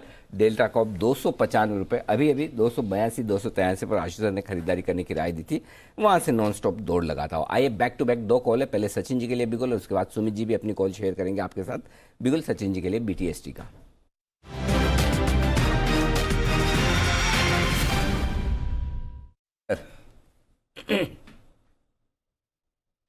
पिछले हफ्ते हमने मारुति पे एक पोजिशनल ट्रेड इनिशिएट किया था। इनफैक्ट 7660 के आसपास के स्विंग की एक्सपेक्टेशन थी। जिस तरीके से फिलहाल मोमेंटम है स्टॉक में, मुझे लग रहा है वापस एक अच्छी अपॉर्चुनिटी बनी है फ्रेश लॉन्ग एडिशंस करने के लिए। सो स्ट्रक्चरली मुझे लग रहा है 7460 के फ्रेश स्टॉप लॉस के साथ अभी भी लॉन्ग पोजीशंस ऐड करने चाहिए। पोजिशनल टारगेट यहाँ पर इंटैक्ट होगा 7855 का, एंड मुझे लग रहा है 1 से 2 दिनों में 7660 के आसपास के स्विंग्स भी बन जाने चाहिए, क्योंकि इंट्राडे चार्ट्स पे जो एक कप एंड हैंडल फॉर्मेशन है उसके ब्रेकआउट होने के बाद के पैटर्न टारगेट्स यही एग्जिबिट कर रहे हैं। सो ज़रूर खरीदारी करनी है इस डिक्लाइन में। मारुति इस पर्टिकुलर काउंटर में 7460 का स्टॉप लॉस, फर्स्ट टारगेट होगा 7660 का एंड फाइनल टारगेट होगा पोजिशनली 7855। 7660 तक के टारगेट के लिए करें खरीदारी, ये राय आपके लिए। पहला टारगेट और उसके बाद 7855 तक भी जाने की तैयारी है। धन्यवाद स्वीकार कर ले सचिन जी। और वो आपको अदृश्य तरीके से दे रहे विश्वेश जी। सुबह विश्वेश जी की तरफ से मारुति पर दमदार कॉल आता हुआ दिखा था। विश्वेश जी ने 7700 और 7900 के जो 2 टारगेट देते वहां तक की उनकी भी खरीदारी की राय है। कुणाल जी, राकेश जी एकदम खामोश हैं अभी तक, और जब तक वो अपनी चुप्पी तोड़ने का मन बनाए तब तक आइए तैयार हैं सुमित जी एक और बेहतरीन कॉल के साथ।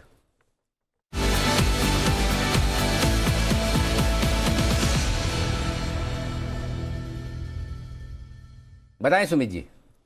बाय का स्टॉक है अनिल जी, 123 रुपए 20 पैसा अभी भाव है। स्टॉक का नाम है अरविंद लिमिटेड, जिसका सिंबल है अरविंद। पिछले 9-10 दिनों के हायर लेवल्स पे स्टॉक अभी आ चुका है। अरविंद के अंदर वैसे भी ओवरऑल तेजी का ट्रेंड है और एक करेक्शन के बाद स्टॉक थोड़ा सा कंसोलिडेट हुआ और अब ये कंसोलिडेशन का ब्रेकआउट देखने को मिल रहा है। तो अरविंद अब यहां से ऊपर का मूव दिखाने को तैयार है।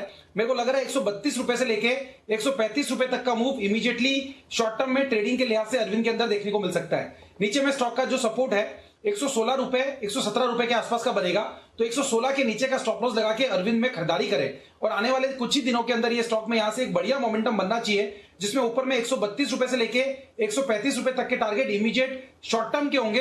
अगर एक बार 135 के ऊपर सस्टेन किया तो 140 से 145 तक का मूव भी देखने को मिलेगा।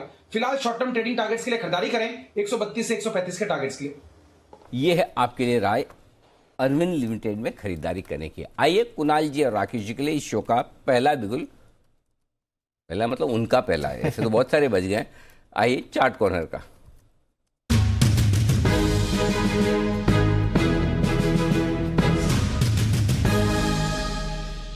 तो मेरे बोलने के बाद आप दोनों की तरफ से जो कॉल आ रहा है, आप पे किसी तरह का कोई दबाव नहीं है। आप चाहे तो ये भी कह सकते हैं खाली बिगुल सुनने का मन था इसलिए हमने आपको बोला कॉल है, और आप चाहे तो मना भी कर सकते हैं, अगर है तो दीजिए।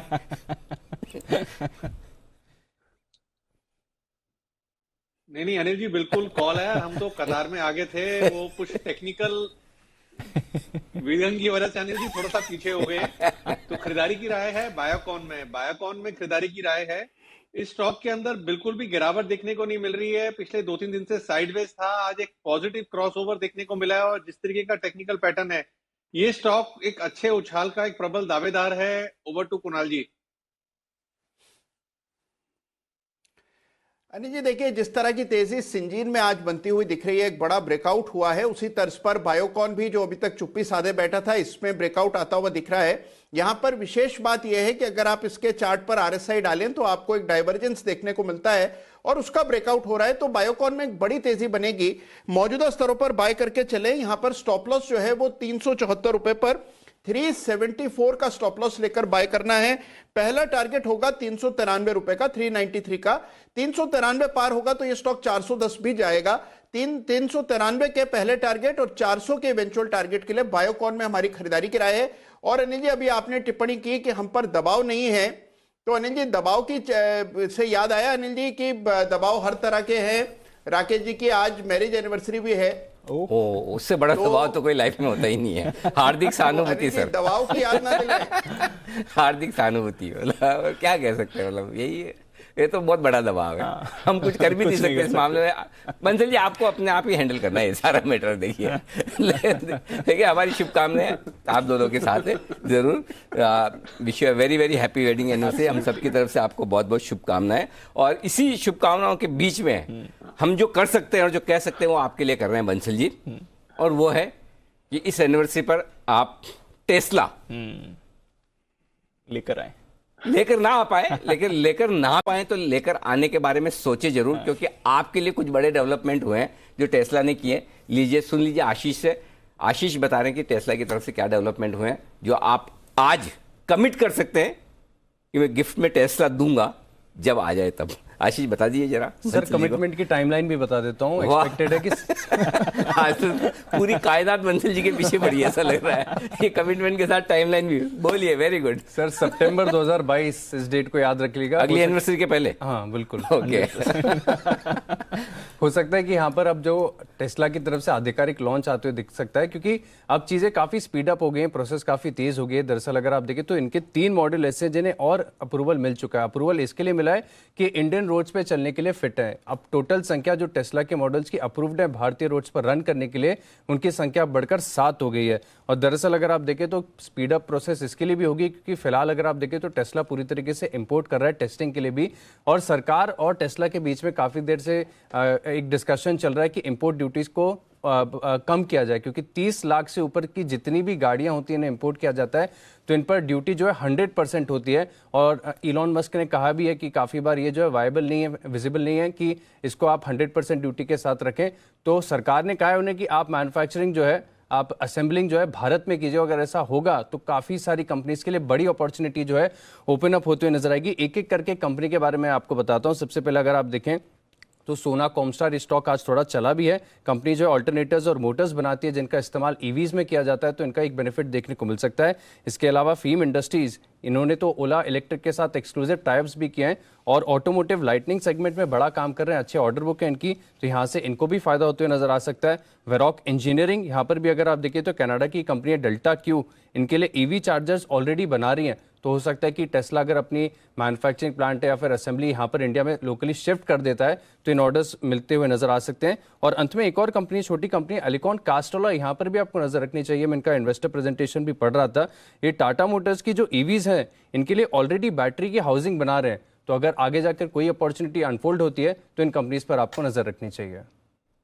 ओके, तो ये है आपके लिए टेस्ला के 3 नए मॉडल आने की तैयारी में इस वक्त। तो और ये मॉडल आप कह रहे हैं कि इंडियन रोड्स के लिए परफेक्ट है। हाँ, अप्रूव्ड हो चुके हैं सर, ये अप्रूव्ड हो चुके हैं, लेकिन अभी तक पूरी तरीके से कमर्शियल लॉन्च कब होगा ये नहीं है। लेकिन बाजार में खबर है कि सितंबर 2022 तक जो है ये मॉडल्स उतरते हुए नजर आएंगे। बंसल जी, बुक करवा दी जाए आपके लिए।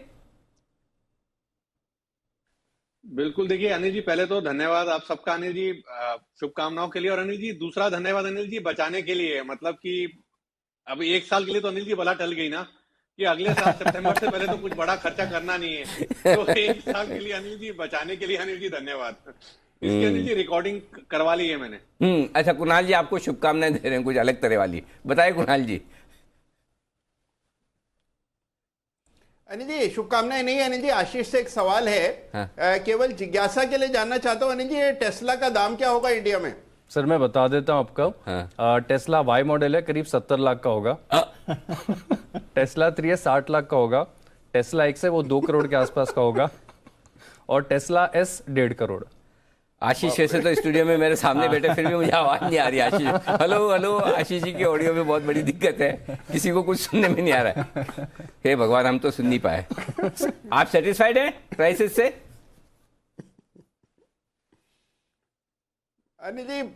अनिल जी सेटिस्फाइड हुए नहीं कि मुझे लगा किसी फ्लैट के दाम बता रहे हैं ये आशीष। अरे हाँ, ये आइडिया ठीक है। टेस्ला लेके उसी पे घर बना ले, घर बनाओ। चलिए, तो ये है आपके लिए टेस्ला की बड़े बड़े लॉन्च। 1.5 करोड़ की गाड़ी है जी सर। 70 लाख से शुरू होके 2 करोड़ भी है सर। ओके आशीष, आप रहने दीजिए फिर। ठीक है, तो चलिए, महंगी महंगी वाली गाड़ियां आने की तैयारी में टेस्ला की, तो ये आपके लिए पूरी की पूरी डिटेल्स। आइए, सुमित जी तैयार है अपने सुपर हिट शेयर के साथ।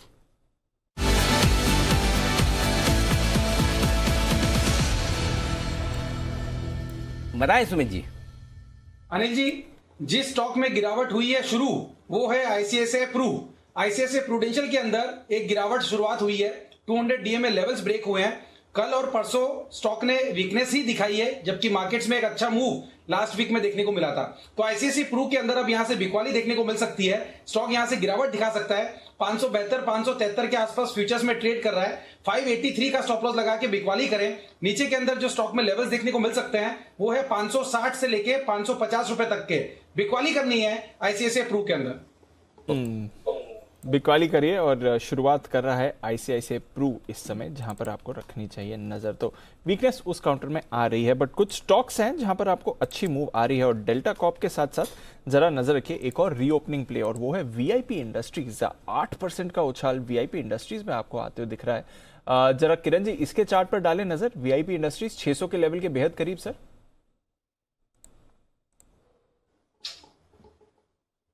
खासे करेक्शंस हो चुके हैं इस काउंटर में, और उसके बाद वीआईपी इंडस्ट्रीज में एक अच्छी मूव देखने को मिल रही है। मेरा मानना है कि अभी स्टॉप लॉस 576 का रखना चाहिए, और जो नेक्स्ट हर्डल रहेगा, जो मीनिंगफुल रेजिस्टेंस है, वो सीधा स्विंग टॉप है, जो कि लगभग 660 के आसपास है। तो 660 के आसपास के टारगेट्स आपको देखने को मिल जाने चाहिए। ये 3 से 4 दिनों में ही टारगेट्स हासिल हो जाने चाहिए। तो स्टॉप लॉस और उसके बाद स्ट्रिक्ट स्टॉप लॉस के साथ आपको पोजीशन लेनी चाहिए। और दीप, मेरे लिए एक प्लीज बिगुल बजवाइए। बिल्कुल बिगुल, किरण का कमाल।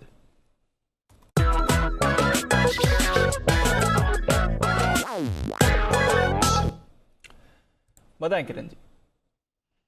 दीप, देखिए, आज बंसल जी के एनिवर्सरी है, और एनिवर्सरी बहुत अच्छे तरीके से सेलिब्रेट होनी चाहिए, और उस वजह से यूबीएल में रेकमेंड करने जा रहा हूँ। बाय रिकमेंडेशन है यूबीएल में। अच्छे खासे इंपॉर्टेंट रेजिस्टेंसेस ये स्टॉक निकलते नजर आ रहा है। आपका स्टॉप लॉस 1590 के आसपास होना चाहिए। मैं कैश लेवल्स की बात कर रहा हूँ। 1590 के आसपास के स्टॉप लॉसेस होने चाहिए, और कैश लेवल की टारगेट है जो कि 2 से 3 दिनों में हासिल हो जाने चाहिए। वो पहले लेवल है 1650 और दूसरा लेवल है 1660 का।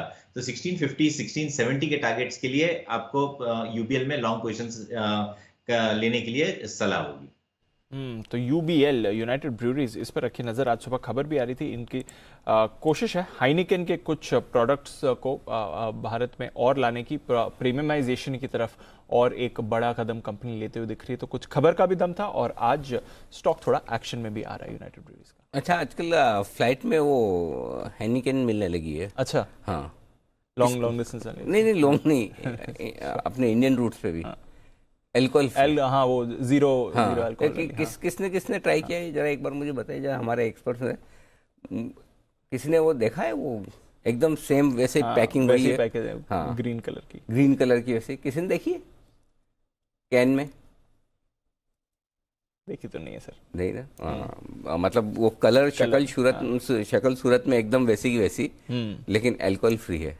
तो अब वो प्रोडक्ट्स को पॉपुलर करने की तरफ यूबीएल ये आगे बढ़ रहा है। तो वो मैंने भी अभी नजर पड़ी तो मुझे पता चला। अच्छा, अब मैंने पूछा, अरे ये कब शुरू हुआ? तो बोले नहीं सर, अल्कोहल फ्री है। हाँ, क्योंकि हम मैं सोचा डोमेस्टिक फ्लाइट, मुझे भी वही सरप्राइज हुआ। क्योंकि देखने में आपको वैसे ही लगता है, ऐसे तो कैसे पता चलेगा कि अनलेस कि आप पढ़े नीचे बड़े बड़े अक्षरों में। तो वैसा है।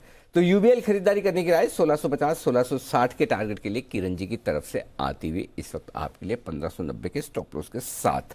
ओके, बाजार इस बीच 17,375 के आसपास ही टाइम पास करते हुए दिख रहे हैं। कोई खास तेजी या मंदी का माहौल बनता हुआ नहीं दिख रहा है। 36,900 के आसपास निफ्टी है। एक स्टॉक काफ़ी तेजी से ऊपर की तरफ आता दिखा है, वो स्टार 6% की मजबूती। कुछ समय पहले बंसल जी आपकी तरफ से रिकमेंडेशन भी आई थी, जहां तक मुझे याद है 490 के आसपास ट्रेड कर रहा है। कोई एक्शन है या छोड़ दे, इग्नोर करें इसे? नहीं अनिल जी, बिल्कुल इसको इग्नोर नहीं करना चाहिए।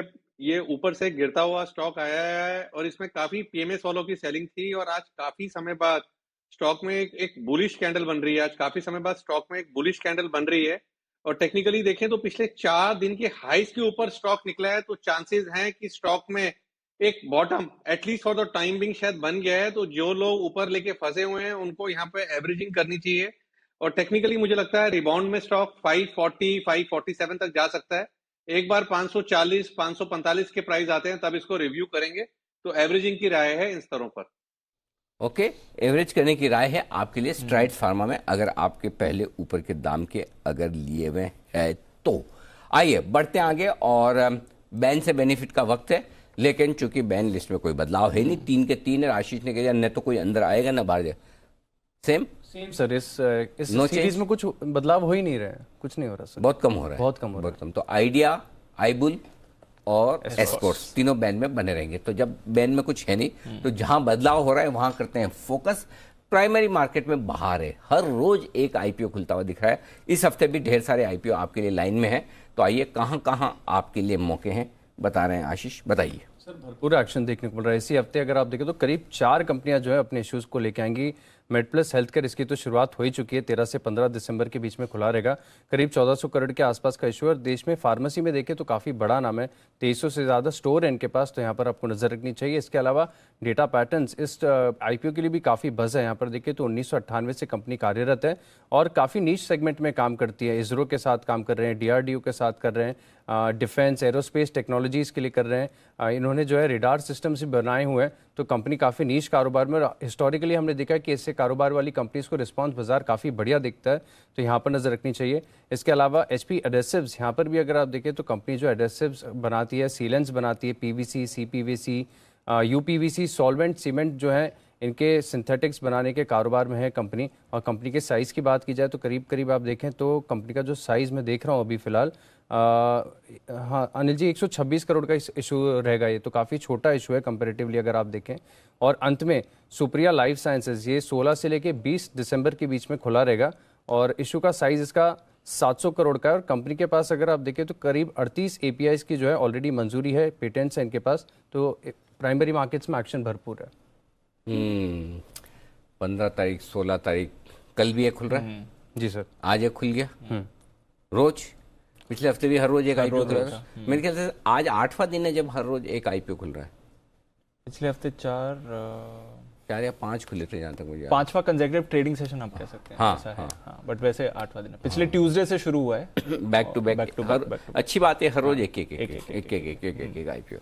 तो चलिए आज मेड प्लस और कल खुल रहा है sir data pattern, HP adhesive, आज हमने बात तो करी थी, सुप्रिया लाइफ साइंस। रोज बहुत पढ़ना पड़ता है भाई नाम कैसे याद रहेंगे सर? तो ये अरे आजकल तो भाव पता ही नहीं रहता एक्चुअली कि मतलब किसकी क्या इशू प्राइस थी, कौन कितना भरा। बहुत मतलब कभी कभार आए तो याद भी रख पाए, नहीं तो कैसे याद रखें, बड़ा मुश्किल काम है। तो हर रोज ऑफिस जब जिस दिन लिस्टिंग के दिन बैठते ना फिर पुराना देखना पड़ता है इसमें। अच्छा इसमें क्या रिकमेंडेशन दी थी देखो रिकमेंडेशन भी याद नहीं रहती क्या बोला था इसमें, तो फिर रिकमेंडेशन वापस से रिवाइज करो। तो आजकल मतलब बड़ी समस्या है। एक पहले जो इशू आज खुल रहा है उसको एनालाइज करो, फिर दूसरा जो आज लिस्टिंग हो रही है उसको वापस से पढ़ो। बिल्कुल, तो इसी में बिजी रहते हैं हम आजकल। आज की वैसे sir listing Tega industries levels hold कर रही है सर, 730 के आसपास है इस समय। मतलब 700 के नीचे नहीं जा रहा, 700 के नीचे नहीं है, 711 12 और 775 के ऊपर भी नहीं जा रहा मेरे ख्याल से। वहाँ मतलब वो ऊपर भी बहुत ऐसा नहीं है, 767 और 712 बस वही रेंज में अटका है। ठीक है, फिर बहुत अच्छी लिस्टिंग कही जाएगी, इसमें कोई डाउट नहीं। 60% लिस्ट होना किसी भी लिहाज से खराब नहीं है। बिल्कुल सर। तो बढ़िया एक्शन आपको बनते हुए दिख रहा है इन सभी काउंटर्स में, जो आज की नई लिस्टिंग है वो भी। इस बीच एक स्टॉक जिसमें अभी थोड़ी मूव आई थी और सुबह जैन साहब की लिस्ट में भी था और उन्होंने कहा था कि नाम सुनकर कुणाल जी काफी खुश होंगे, लिंडे इंडिया। कुणाल जी 4-5% ऊपर लिंडे इंडिया, जरा इसके चार्ट पर नजर डालें। देखिए मेरी नजरें बनी हुई हैं दीपांशु, चार्ट बहुत ही जबरदस्त है। एक असेंडिंग ट्रायंगल का ब्रेकआउट लिंडे इंडिया के डेली चार्ट्स पर आता हुआ दिख रहा है, और अगर इसका लॉन्ग टर्म चार्ट देखें तो वो भी बहुत उम्दा है। तो बिल्कुल, मैं जैन साहब ने आज सवेरे इसकी चर्चा भी की थी, बहुत जबरदस्त चार्ट है। मुझे लगता है कि पहला पड़ाव होगा 2850-2900 का, वहां तक तो कोई बाधा दिखती नहीं है, और 2950 को भी पार कर लिया स्टॉक ने। तो जैसा कि इसकी आदत रही है, नए कीर्तिमान बनाएगा, तो जिनके पास भी है बिल्कुल बने रहने की राय। बिल्कुल, तो जिनके पास भी है बने रहिए, ये राय आपके लिए आ रही है लिंडे इंडिया पर। अच्छा एक्शन काउंटर आपको दिखाता हुआ। बिरला सॉफ्ट, इस पर भी आपको अच्छी मूव आती हुई दिख रही है, करीब 5% ऊपर है। सुबह मिड कैप आईटी में एक बड़ी मूव आई थी और लेवल्स अपने होल्ड करते हुए दिख रहा है बिरला सॉफ्ट। सचिन जी जरा इसका चार्ट देखें, बिरला सॉफ्ट 500 के ऊपर, क्या राय रहेगी सर? दिवांशु, एक काफ़ी अच्छा ब्रेकआउट यहाँ पर एस्टैब्लिश्ड है, तो मुझे लग रहा है मोमेंटम कैरी फॉरवर्ड होना चाहिए। फिलहाल अगर किसी की एग्जिस्टिंग पोजीशन है तो स्टॉप लॉस होगा अराउंड 488 के आसपास का। एंड जिस तरीके से एक ट्रायंगुलर फॉर्मेशन का ब्रेकआउट है, मुझे लग रहा है अराउंड 545 तक के प्राइस टारगेट्स यहाँ पर अवेलेबल है। सो ज़रूर इसे अपनी खरीदारी के रेडार में ही रखना चाहिए। ओवरऑल अगर स्ट्रक्चर भी देखें तो काफ़ी कंसिस्टेंटली एक higher top higher bottom sequence बनी हुई है, तो डेफिनेटली यहाँ पर एक लॉन्ग बायस रखना है जब तक ये पर्टिकुलर लेवल होल्ड करके बायस रखिए और बिरला सॉफ्ट पर नजर बना के रखिए। किरण जी, इकोनॉमी से जुड़े स्टॉक्स में अच्छा एक्शन रहा है सर, और सीमेंस लास्ट वीक अच्छी मूव हमने देखी थी, आज भी फॉलो ऑन बाइंग दिखा रहा है, थोड़ा ऊपरी स्तरों से फिसला है बट 2500 के लेवल्स होल्ड करते हुए दिख रहा है सीमेंस सर। कोई राय इस पर सर? बिल्कुल, सीमेंस, कमिंस, ये सारे के सारे स्टॉक्स काफी अच्छे परफॉर्मेंस देते नजर आ रहे हैं, पर सीमेंस में अब भी थोड़ा सा प्रॉफिट बुकिंग करने की सलाह होगी, क्योंकि हमने 2100 से 2600 तक एक वर्टिकल रैली पिछले 8 से 10 दिनों में देखने को मिली। तो इधर एक बार प्रॉफिट बुक किया तो कोई बड़ी इधर से अपसाइड इमीडिएटली देखने को मिलेगी, ऐसा मेरा कोई ऐसा अंदाजा नहीं है। मुझे लगता है कि इधर से थोड़ा सा टाइम करेक्शन होना चाहिए, और टाइम करेक्शन में थोड़ा सा करेक्टिव मूव भी देखने को मिल सकता है 2450 के आसपास। वहां पे वापस एक बार 2450 2400 के आसपास वापस एक बार एंट्री करने की सलाह होगी, और टाइम करेक्शन के बाद वापस एक बार अप मूव देखने को मिलेगी आपको इस स्टॉक में। ओके, तो यह है आपके लिए सीमेंस पर राय। स्पार्क, सन फार्मा एडवांस्ड, इस पर आपको रखनी है नजर, और काफी इंटरेस्टिंग डेवलपमेंट होते हुए दिख रहे हैं कंपनी के लिए। आइए वरुण भी हमारे साथ जुड़ रहे हैं बताने के लिए कि स्पार्क में क्या चल रहा है। वरुण बताइए। ओके दीप, तो स्पार्क में बेसिकली देखिए एनालिस्ट मीट की थी इन्होंने, उसमें काफ़ी सारे बातें इन्होंने की है, खासकर जो आगे की रणनीति है उसको लेके इस कंपनी ने काफ़ी सारी बातें की है, जिसके चलते आप देख रहे हैं स्टॉक में अच्छी खासी तेजी देखने मिल रही है। सबसे पहले तो ये कंपनी चाहती है कि ज़्यादा रिस्क लेंगे, मतलब इसका एक साफ मतलब है कि R&D पे खर्चा जो है वो और बढ़ाने वाले, ये एक साफ मतलब है। दूसरा, न्यू केमिकल एंटिटी और बायोलॉजिक्स पोर्टफोलियो जो है उस पर ये कंपनी जो है काफ़ी ज़्यादा फोकस करने वाली है। कई अहम थ्योरेपेटिक एरियाज जो है उस पर कंपनी फोकस करने वाली है। 2022 के शुरुआत में करीब 3 ANDA है जो ये कंपनी फाइल करने वाली है, और इसके अलावा VGOX फार्मा के साथ आंखों की दवा के उत्पादन के लिए और बिक्री के लिए इस कंपनी ने एक करार भी किया है। तो एक तो एनालिस्ट डे में इस कंपनी ने काफ़ी सारे आगे कंपनी की क्या रणनीति होने वाली है, किस तरह का रिस्क कंपनी लेने वाली है, और कौन से वो सेगमेंट्स है जहाँ पे कंपनी फोकस करने वाली है, इसके बारे में कंपनी ने ब्यौरा दिया। और साथ ही साथ 2022 में शुरुआत में ही ये कंपनी कह रही है कि 3 ANDA जो है वो ये कंपनी जो है वो फाइल करने वाली है। और देखिए ANDA जब भी फाइल होते हैं तो खासकर स्पार्क जैसी जो R&D वाली कंपनीज है उनको बड़ा फायदा होता है, तो इसके चलते आप देख रहे हैं इस कंपनी को फायदा हो रहा है। आज 7% ऊपर है, लेकिन पिछले एक हफ्ते में करीब 12% के आसपास की गेंस जो है इस कंपनी ने देखे हैं। आगे के काफ़ी सारे और की ड्राइवर्स है, जैसे कि जो नियर टर्म एसेट्स है उसके लाइसेंसिंग और कमर्शलाइजेशन से भी इस कंपनी को फायदा होगा। इसके अलावा काफ़ी सारे और प्रोडक्ट लॉन्च जो है वो ये कंपनी करने वाली है, और काफ़ी सारे प्रोग्राम्स कंपनी कर रही है जिसका भी कंपनी को फायदा होगा। और इसके लिए देख रहे हैं कि एनालिस्ट मीट में और भी क्लैरिटी कंपनी ने दी, जिसके चलते स्टॉक में आज आप तेजी देख रहे हैं। जबरदस्त एक्शन इस पर आते हुए दिखा है। सुमित जी जरा चार्ट पर भी राय दें, पिछले हफ्ते से थोड़ा एक्शन बना था और आज भी अपनी गेंस बढ़िया तरीके से होल्ड कर रहा है सर। दीपांशु देखिए, स्टॉक के अंदर मोमेंटम तो बन रहा है, स्टॉक एक ऊपर का मूव दिखा रहा है, और ऐसा लग रहा है कि अगर ये 280 के ऊपर क्लोजिंग देता है तो स्टॉक के अंदर 300 रुपए तक के मूव आने वाले दिनों के अंदर फिर देखने को मिल सकते हैं। तो फिलहाल पोजीशंस होल्ड करें, कोई भी अगर डिप आता है 8-10 रुपए का तो लोअर लेवल्स पे खरीदारी करें। ऊपर में 280 के ऊपर क्लोजिंग मिलने पे स्टॉक में आने वाले दिनों में फिर 300 रुपए तक का मूव स्टॉक के अंदर देखने को मिल सकता है।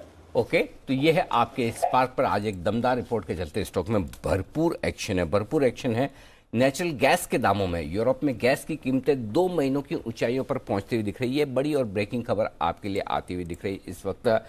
इस खबर पर करिए फोकस। ये खबर है जहां पर यूरोप में गैस की कीमतें 2 महीनों की ऊंचाइयों पर पहुंचती हुई दिख रही है। ONGC, गेल, ये स्टॉक्स हैं जिनके लिए एक अच्छी खबर है। गेल सुमित जी के रिकमेंडेशन लिस्ट पर सुबह भी था, मुझे याद है सुबह भी सुमित जी को चार्ट्स पर मजबूत नजर आ रहा था। एक बार फिर से सुमित जी से चार्ट्स पर आए लेंगे गेल पर भी, और ONGC का चार्ट्स कुणाल जी देखेंगे। लेकिन इससे पहले खबर बता दें कि 2 महीने की ऊंचाइयों पर ये कीमतें पहुंचती हुई दिख रही है। इसके क्या कारण है वो भी हम पता लगाकर आपको बताने की कोशिश करेंगे, लेकिन दाम बढ़ते हुए दिख रहे हैं काफ़ी तेज़ी से। नॉर्ड स्ट्रीम की कोई चिंताएँ हैं, इस तरह की कोई चिंताएँ जिनके चलते हुए वहाँ पर दाम बढ़ते हुए दिख रहे हैं। सुमित जी पहले गेल के चार्ट्स बताएं आप। अनिल जी देखिए, स्टॉक के अंदर एक अच्छी खासी गिरावट के बाद लोअर लेवल्स पे थोड़ा सा कंसोलिडेशन हुआ है पिछले 7-8 दिनों का, और उसके बाद स्टॉक के अंदर अपवर्ड मूव स्टार्ट हुआ है। तो गेल के अंदर मेरे को लग रहा है कि आने वाले दिनों में एक अच्छा मूव ऊपर की तरफ देखने को मिलेगा। आज मार्केट गिरा है ऊपरी लेवल से 200 पॉइंट, तो थोड़ा सा गिरावट स्टॉक में ऊपरी लेवल से आया है, बट मेरे को लग रहा है लोअर लेवल्स पे खरीदारी करके चले। स्टॉक के अंदर ऊपर में 140-145 के लेवल शॉर्ट टर्म में देखने को मिलेंगे, और पोजिशनल तौर पे और भी ऊपर का मूव स्टॉक में देखने को मिलेगा। तो गेल में डिप्स में खरीदारी करके चलने का सलाह रहेगा। डिप्स में खरीदारी। और ONGC पर क्या व्यू बनेगा, जरा एक बार ये भी जान लिया जाए। कुणाल जी, ONGC।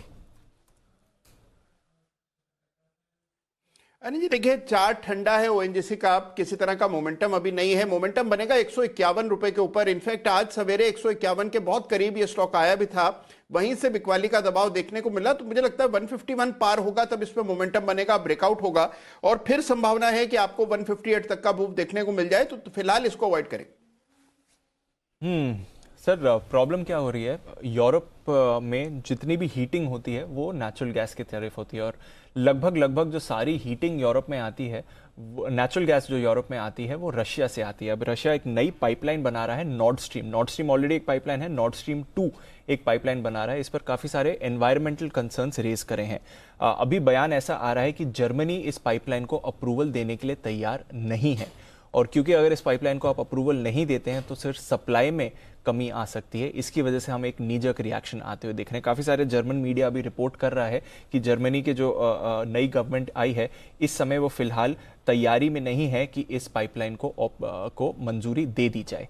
तो इसकी वजह से चिंता बढ़ रही है कि शायद सप्लाईज में कटौती होगी या कमी होगी, और इसलिए हम देख रहे हैं कि गैस के दामों में इतना बड़ा उछाल आते हुए दिख रहा है। तो जो रशिया से जो गैस आती है उसकी प्रॉब्लम है सर।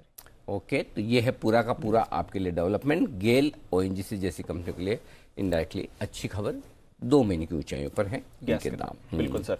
पर आइए, बाजार थोड़ा फिर से फिसलते हुए दिखे हैं, तो इंडेक्स पर इस समय क्या आपको फाइनल रणनीति बना के जानी चाहिए, ये जान लेते हैं अनिल जी के साथ आज की फाइनल मार्केट स्ट्रैटेजी। सर ठीक ठाक है यूरोप के बाजार, करीब ग्लोबल बाजार, डाउ फ्यूचर्स सेंचुरी लगाकर ऊपर हैं, नैस्डैक फ्यूचर्स भी 1/4% ऊपर हैं। यूरोप में भी तेजी है, बल्कि जर्मनी जहां से अभी ये खबर आ रही है वहां पर तो 1% की तेजी आपको बनी हुई है जर्मनी के बाजार में। तो वहां पर कोई एक्शन की कमी नहीं है। कच्चा तेल भी लेवल्स होल्ड कर रहा है, डॉलर भी ठीक ठाक है, इनफैक्ट थोड़ा कमजोरी से खुला था, अब डॉलर भी वापस मजबूत हो गया।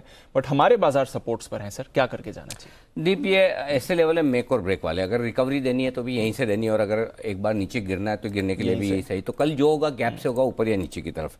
और वो अभी अगर ग्लोबल मार्केट्स के लिहाज से देखेंगे तो आपको लगेगा ऊपर ही होना चाहिए, क्योंकि डाउ फ्यूचर मजबूत है, एशिया वगैरह सारा मजबूत है, यूरोप मजबूत है। लेकिन कई बार ऐसा होता है कि हमारे बाजारों के हिसाब से अमेरिकी बाजार बाद में चाल बदल देते हैं। So you never know. तो आप है ना सेफ होके चले। सेफ कैसे?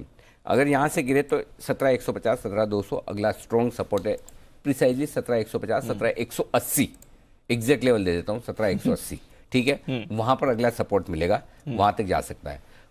यहाँ से रिकवरी की तो वापस से आप 17,525, 17,540 के आसपास पहुंचेंगे। 17,500, 17,525 मान ले राउंड फिगर में, वहां तक पहुंच सकते हैं। तो 125 पॉइंट ऊपर है, 125 पॉइंट नीचे है, तो उस रेंज को आपको ट्रेड करना, वहीं पर आप बंद हो रहे हैं। और 37,000, इसलिए मैंने 17,350 का क्लोजिंग स्टॉप लॉस दिया था, उसके ठीक ऊपर आप बंद हो रहे हैं। तो क्लोजिंग बेसिस पे स्टॉप लॉस भी ट्रिगर नहीं हो रहा है, करेक्ट। सो मेरे ख्याल से अपनी पोजिशन को हल्का रखें या हेज कर लें। अगर आप शॉर्ट है तो भी हेज रहें, लॉन्ग है तो भी हेज रहें, क्योंकि किसी भी तरह का मूव कल फिर वो आ सकता है। अब बड़ा आंकड़ा आ गया सेलिंग का, FIs का, तो समस्या है, या बड़ा 200-300 पॉइंट डाउ फिर बढ़ गया तो है। और अगर दोनों ही नेगेटिव हो जाए कि डाउ भी गिर जाए और सेलिंग भी बड़ी आ जाए तो कल सीधा 17,150 है। तो मुझे समझ नहीं आ रहा किस तरफ जाएगा। बीचों बीच में जिस जगह पर खड़े हो रहे हैं वहाँ थोड़ा कन्फ्यूजन है जी, सिंपल सी नहीं। तो मैं अगर ये इस नहीं होता तो मैं पक्का आपको एक बाय कॉल देता था कि 17,400 का कॉल ऑप्शन खरीद के जाएं, लेकिन वो कॉन्फिडेंस है नहीं। तो कल की कल देखेंगे। सेम बैंक निफ्टी में 36,800 के नीचे नहीं गया, थोड़ा सा कम कमज़ोर है, बेहतर है, 37,000 के आसपास बंद हो रहा है। तो अपनी पोजीशन को थोड़ी सी कम कर लें रिस्क के हिसाब से। स्टॉक स्पेसिफिक पोजीशन में कोई हर्ज नहीं है, वहाँ रख सकते हैं। इंडेक्स में हल्के रहे, इंडेक्स में हल्के, हाँ, क्योंकि कल गैप से ऊपर नीचे हो सकता है। तो या तो फिर ऐसा जैसे आप लॉन्ग करके जा रहे हो और आपको पता चला 100 पॉइंट नीचे मिला है तो फिर और खरीदना है, वहाँ स्टॉप लॉस नहीं लगाना, तो ही खरीदिए। शॉर्ट करके जा रहे हो 100 पॉइंट ऊपर मिले तो वापस बेचना है, वहाँ स्टॉप लॉस नहीं लगाना। अगर एवरेज करने की ताकत और मार्क टू मार्केट लॉस देखने की ताकत है तो ही पोजीशन ओपन रखें, अदरवाइज ना रखें। Understood sir. तो चलिए यह है आपके लिए राय। मेक और ब्रेक लेवल्स पर है, रिस्क के हिसाब से पोजीशन रखें, वरना ना भी रखिए, स्टॉक्स में चिंता नहीं है। आइए कैश का ऑप्शन स्वागत करते हैं जय ठक्कर का।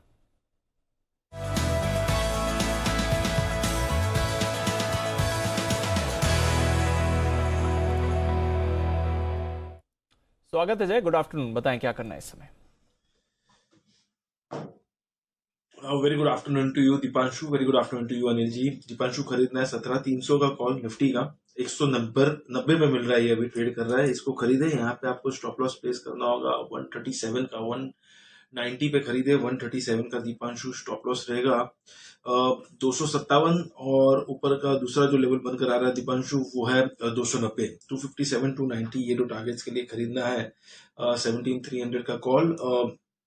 निफ्टी फिर से 17,350 400 की रेंज में आया आज, जो पहले भी एक सपोर्ट बना हुआ है दीपांशु। और ऑन द डाउन साइड मेरा एक लेवल जो था 17,300 का वो थोड़ा नीचे शिफ्ट हुआ है। आई मीन वो रेंज है 17,260 से लेकर 17,190, 17,190 17,260 ये सपोर्ट रेंज है ओवरऑल निफ्टी की। यानी ये अगर होल्ड कर जाती है देन ऊपर में हमें फिर से 17,720 ये लेवल्स देखने मिल सकते हैं। This dip should be utilized as a buying opportunity. 17,450 17,500 आता है तो फिर से हम रिव्यू करेंगे दीपांशु के, ये और फर्दर एक्सटेंड होगी 17,720 तक की नहीं, बट एटलीस्ट 450 से लेके 500 तक, 17,450 500 ये लेवल्स देखने मिल सकते हैं। इसीलिए ये कॉल ऑप्शन रिकमेंड किया हुआ है 17,300 का। 17,300 का in the money call option. और ये हिम्मत का काम है जो जय कर रहे हैं। जय का ये कॉल ऑप्शन सही होने के बाद में उसको जय को बहुत बढ़िया शाबाशी और दाद भी दूंगा, क्योंकि देखिए इस लेवल पे बाय कॉल देना हिम्मत का काम है, क्योंकि गैप से ऊपर या नीचे खुल सकता है।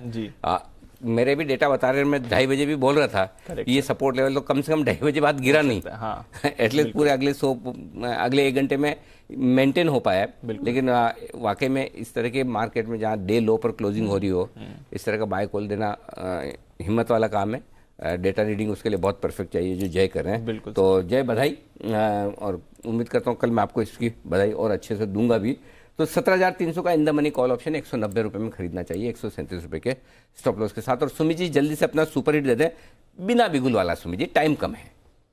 बिल्कुल अनिल जी। हाँ। अनिल जी बाय का स्टॉक है, क्लोजिंग आवर्स में मोमेंटम देखने को मिल रहा है और ये स्टॉक थोड़ा सा पोजीशन नजरिया से भी ले सकते हैं। जिस स्टॉक में मिल सकता है प्रॉफिट वो है केपीआर मिल। स्टॉक का भाव चल रहा है 543 544, 530 का इसका नीचे में सपोर्ट है, तो 530 के नीचे का स्टॉप लॉस लगाना है क्लोजिंग बेसिस के ऊपर। केपीआर मिल के अंदर वन वे तेजी देखने को मिल रही है और ये स्टॉक अभी यहां से और ऊपर का मूव दिखा सकता है। ऊपर में 565 रुपए से लेके 575 रुपए तक का मूव शॉर्ट टर्म में ही देखने को मिलना चाहिए। खरीदारी करें केपीआर मिल, 530 के नीचे का स्टॉप लॉस, 565 से लेके 575 तक के टारगेट शॉर्ट टर्म में देखने को मिलने चाहिए। ओके, तो केपीआर मिल्स इस पर करें खरीदारी। थोड़ी देर पहले अरविंद पर भी राय थी सुमित जी की तरफ से। टेक्सटाइल स्टॉक्स हैं फोकस में। आइए जय से उनका जैकपॉट भी जान लेते हैं। जय बताइए।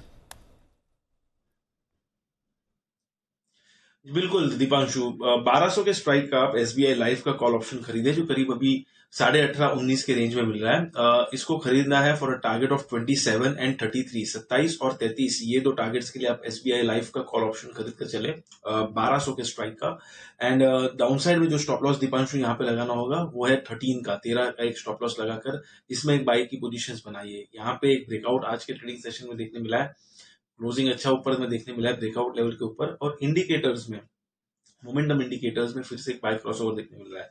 स्पॉट लेवल्स की जहां तक मैं बात करूं दीपांशु, तो मुझे ऐसा लग रहा है 1220 से लेके 1220 के ऊपर सीधा 1260 के लेवल्स बनकर आ रहा है। ये है आपके लिए SBI लाइफ, इस पर 1200 का कॉल ऑप्शन खरीद कर जाएं। क्लोजिंग के लिए है तैयार बाजार और 17,400 के नीचे निफ्टी दिख रहा है। बैंक निफ्टी भी 37,000 के नीचे इस समय आपको आते हुए दिख रहा है। सिर्फ कुछ ही स्टॉक्स हैं जो होल्ड आउट कर पाए, हालांकि दमदार शुरुआत हुई थी वो उसके बाद आई है मुनाफा वसूली। एक्सिस बैंक थोड़ी खरीदारी यहां पर, फाइनेंशियल्स में सबसे मजबूत। इसके अलावा मारुति सुजुकी में आज एक अच्छी मूव आपने आती हुई देखी। टेक महिंद्रा ने कोशिश करी बाजार को सपोर्ट देने की, हिंडाल्को में थोड़ी खरीदारी थी। टाटा मोटर्स, सन फार्मा और डॉक्टर रेड्डीज भी थोड़े पॉजिटिव थे, but Bajaj finance, Bajaj Finserv दोनों में भारी गिरावट आई। तो जो सेल कॉल आज सुबह आती हुई दिखी थी दिग्गज ब्रोकर्स की तरफ से, उसका दबाव बनते हुए रिलायंस इंडस्ट्रीज से सहारा नहीं मिला, 2% नीचे। टाटा कंज्यूमर करीब 2% गिरता हुआ। M&M इस पर थी गिरावट, साथ ही हीरो मोटोकॉर्प, आयशर मोटर्स दोनों ऑटो काउंटर्स वीक लगे आपको। SBI में आज गिरावट देखिए, HUL, HDFC जैसे दिग्गजों से भी सहारा नहीं था और ना ही इन्फी, ITC और TCS, यहां पर भी कमजोरी दिखी। HDFC बैंक, इंडसइंड बैंक और ICICI बैंक भी आधे % की सुस्ती दिखाते हुए। तो ब्रेथ भी काफी नेगेटिव थी, करीब 35 निफ्टी स्टॉक्स नेगेटिव टेरिटरी में बंद होते हुए दिखे। वायदा कारोबार की तरफ आते हैं और यहां पर भी आपने देखा वोडाफोन आइडिया में करीब 5.5% की गिरावट थी। इन्फोएज, IEX वीकनेस दिखाते हुए। HPCL, Canara bank, Laurus labs, doctor Lal path labs, Oberoi realty, IDFC first bank यहां पर वीकनेस थी। श्रीराम ट्रांसपोर्ट फाइनेंस यहां पर गिरावट थी। जो आज ग्रुप इंटीग्रेशन की बात आती हुई देखी, श्रीराम ग्रुप से AB फैशन भी वीकनेस दिखाता हुआ। पर स्ट्राइड्स फार्मा 6% का ब्रेकआउट, बिरला सॉफ्ट 5.5% ऊपर, आशु सर की पिक, डेल्टा कॉप 300 का लेवल आते हुए। और अनिल जी आपका जो तीसरा टारगेट था वो भी अब हिट हो गया है, 298 के पार डेल्टा कॉप भी जाते हुए दिखा। 4% ऊपर इस महीने के अंत तक इसे होल्ड करें 350 के टारगेट के लिए। बिल्कुल, तो 300 तक के टारगेट आ गए। और आज के टारगेट के लिए मेरी तरफ से धन्यवाद आशु सर को भी, जिनकी वजह से ये टारगेट आज हासिल होते हुए दिखे। तीसरा वाला टारगेट आशु सर की वजह से। आइए बाजार फाइनल क्लोजिंग दे, उससे पहले जल्दी से बता दूं कि इंटरनेट पर कुछ भी पूरी तरह से सुरक्षित नहीं है। अगर इसमें आपको कोई डाउट है तो देख लीजिए। हैकर्स ने PM मोदी के ट्विटर हैंडल में भी सेंध लगाकर ये साबित कर दिया कि वो किसी भी अकाउंट हैक कर सकते हैं। ऐसे में कंप्यूटर और मोबाइल में पड़ी पर्सनल और सेंसिटिव इन्फॉर्मेशन को लेकर बेहद सतर्क रहने की आपको ज़रूरत है। हैकर्स कभी भी आपके कंप्यूटर, ईमेल, सोशल मीडिया के अकाउंट में सेंध लगा सकते हैं और ऐसे में सिस्टम को फुल प्रूफ रखना एक बड़ी चुनौती है। आज आपकी खबर, आपका फ़ायदा में हम इसी पर करेंगे चर्चा, जानेंगे कि आखिरकार हैकिंग होती कैसे है। आपको सिखाना नहीं है, सिखानी है, सीखना भी मत। ये कि मतलब होती कैसे समझ में आना चाहिए। पता चला कि इसी चक्कर में लगेगा अच्छा मैं भी सीख लूँ, वो सिस्टम अलग जो हाँ कोई अलग ही तरह की चीज़ है। आपको खाली सावधानी के हिसाब से कि क्या चीज़ करें जिससे कि आपका अकाउंट, आपका हैंडल हैक ना। एक्सपर्ट एथिकल हैकर है सचिन ढेडिया साहब हैं, वो हमारे साथ जुड़ेंगे, उनसे हम बातचीत करेंगे। राहुल त्यागी साहब है को फाउंडर सेफ सिक्योरिटी के, और अमित दुबे साहब है साइबर सिक्योरिटी एक्सपर्ट। इन सबसे करेंगे बातचीत शाम 5 बजे। PM मोदी ने आज काशी विश्वनाथ मंदिर के कॉरिडोर का उद्घाटन कर दिया और ये कॉरिडोर करीबन 800 करोड़ रुपए की लागत से तैयार हुआ है। इंडिया 360 डिग्री में आज हम आपको बताएंगे काशी विश्वनाथ का पूरा इतिहास, बदलते हुए काशी के अहम बिंदुओं पर करेंगे चर्चा और बताएंगे कि ये कॉरिडोर किस तरह से बदल सकता है काशी की शक्ल सूरत। करेंगे हर एक पहलू का विश्लेषण। किस्सा काशी का, क्यों फोकस में है सन फार्मा एडवांस रिसर्च का स्टॉक, ये तो खैर हम आपको बता ही चुके हैं, लेकिन कुल मिलाकर जो क्लोजिंग फाइनल आई है आपके लिए वो मैं आपके सामने रख दूं। 17,368, 17,375 के बेहद करीब और 17,350 के स्टॉप लॉस से थोड़ा सा ऊपर वहीं पर क्लोजिंग होती हुई दिखी। और दीप में बताऊं 17,369 की क्लोजिंग पहले मिली थी, लगभग उसके आसपास ही क्लोज होते हुए दिख रहे हैं बाजार। तो ये आपके लिए क्लोजिंग है। और बैंक निफ्टी 36,925, 36,800 के क्लोजिंग स्टॉप लॉस के लेवल के ऊपर ही बंद होता हुआ दिखा है। तो निफ्टी की क्लोजिंग थोड़ी खराब है, बैंक निफ्टी की उतनी पूरी नहीं। ये आपके लिए फाइनल क्लोजिंग। कल सुबह फिर से आपसे मुलाकात करने का वक्त होगा। उससे पहले आशु सर, कुणाल जी, राकेश जी, सुमित जी और साथ ही किरण जी, जय ठक्कर साहब, सचिन जी, आप सबका बहुत बहुत शुक्रिया हमारे लिए वक्त निकालने के लिए।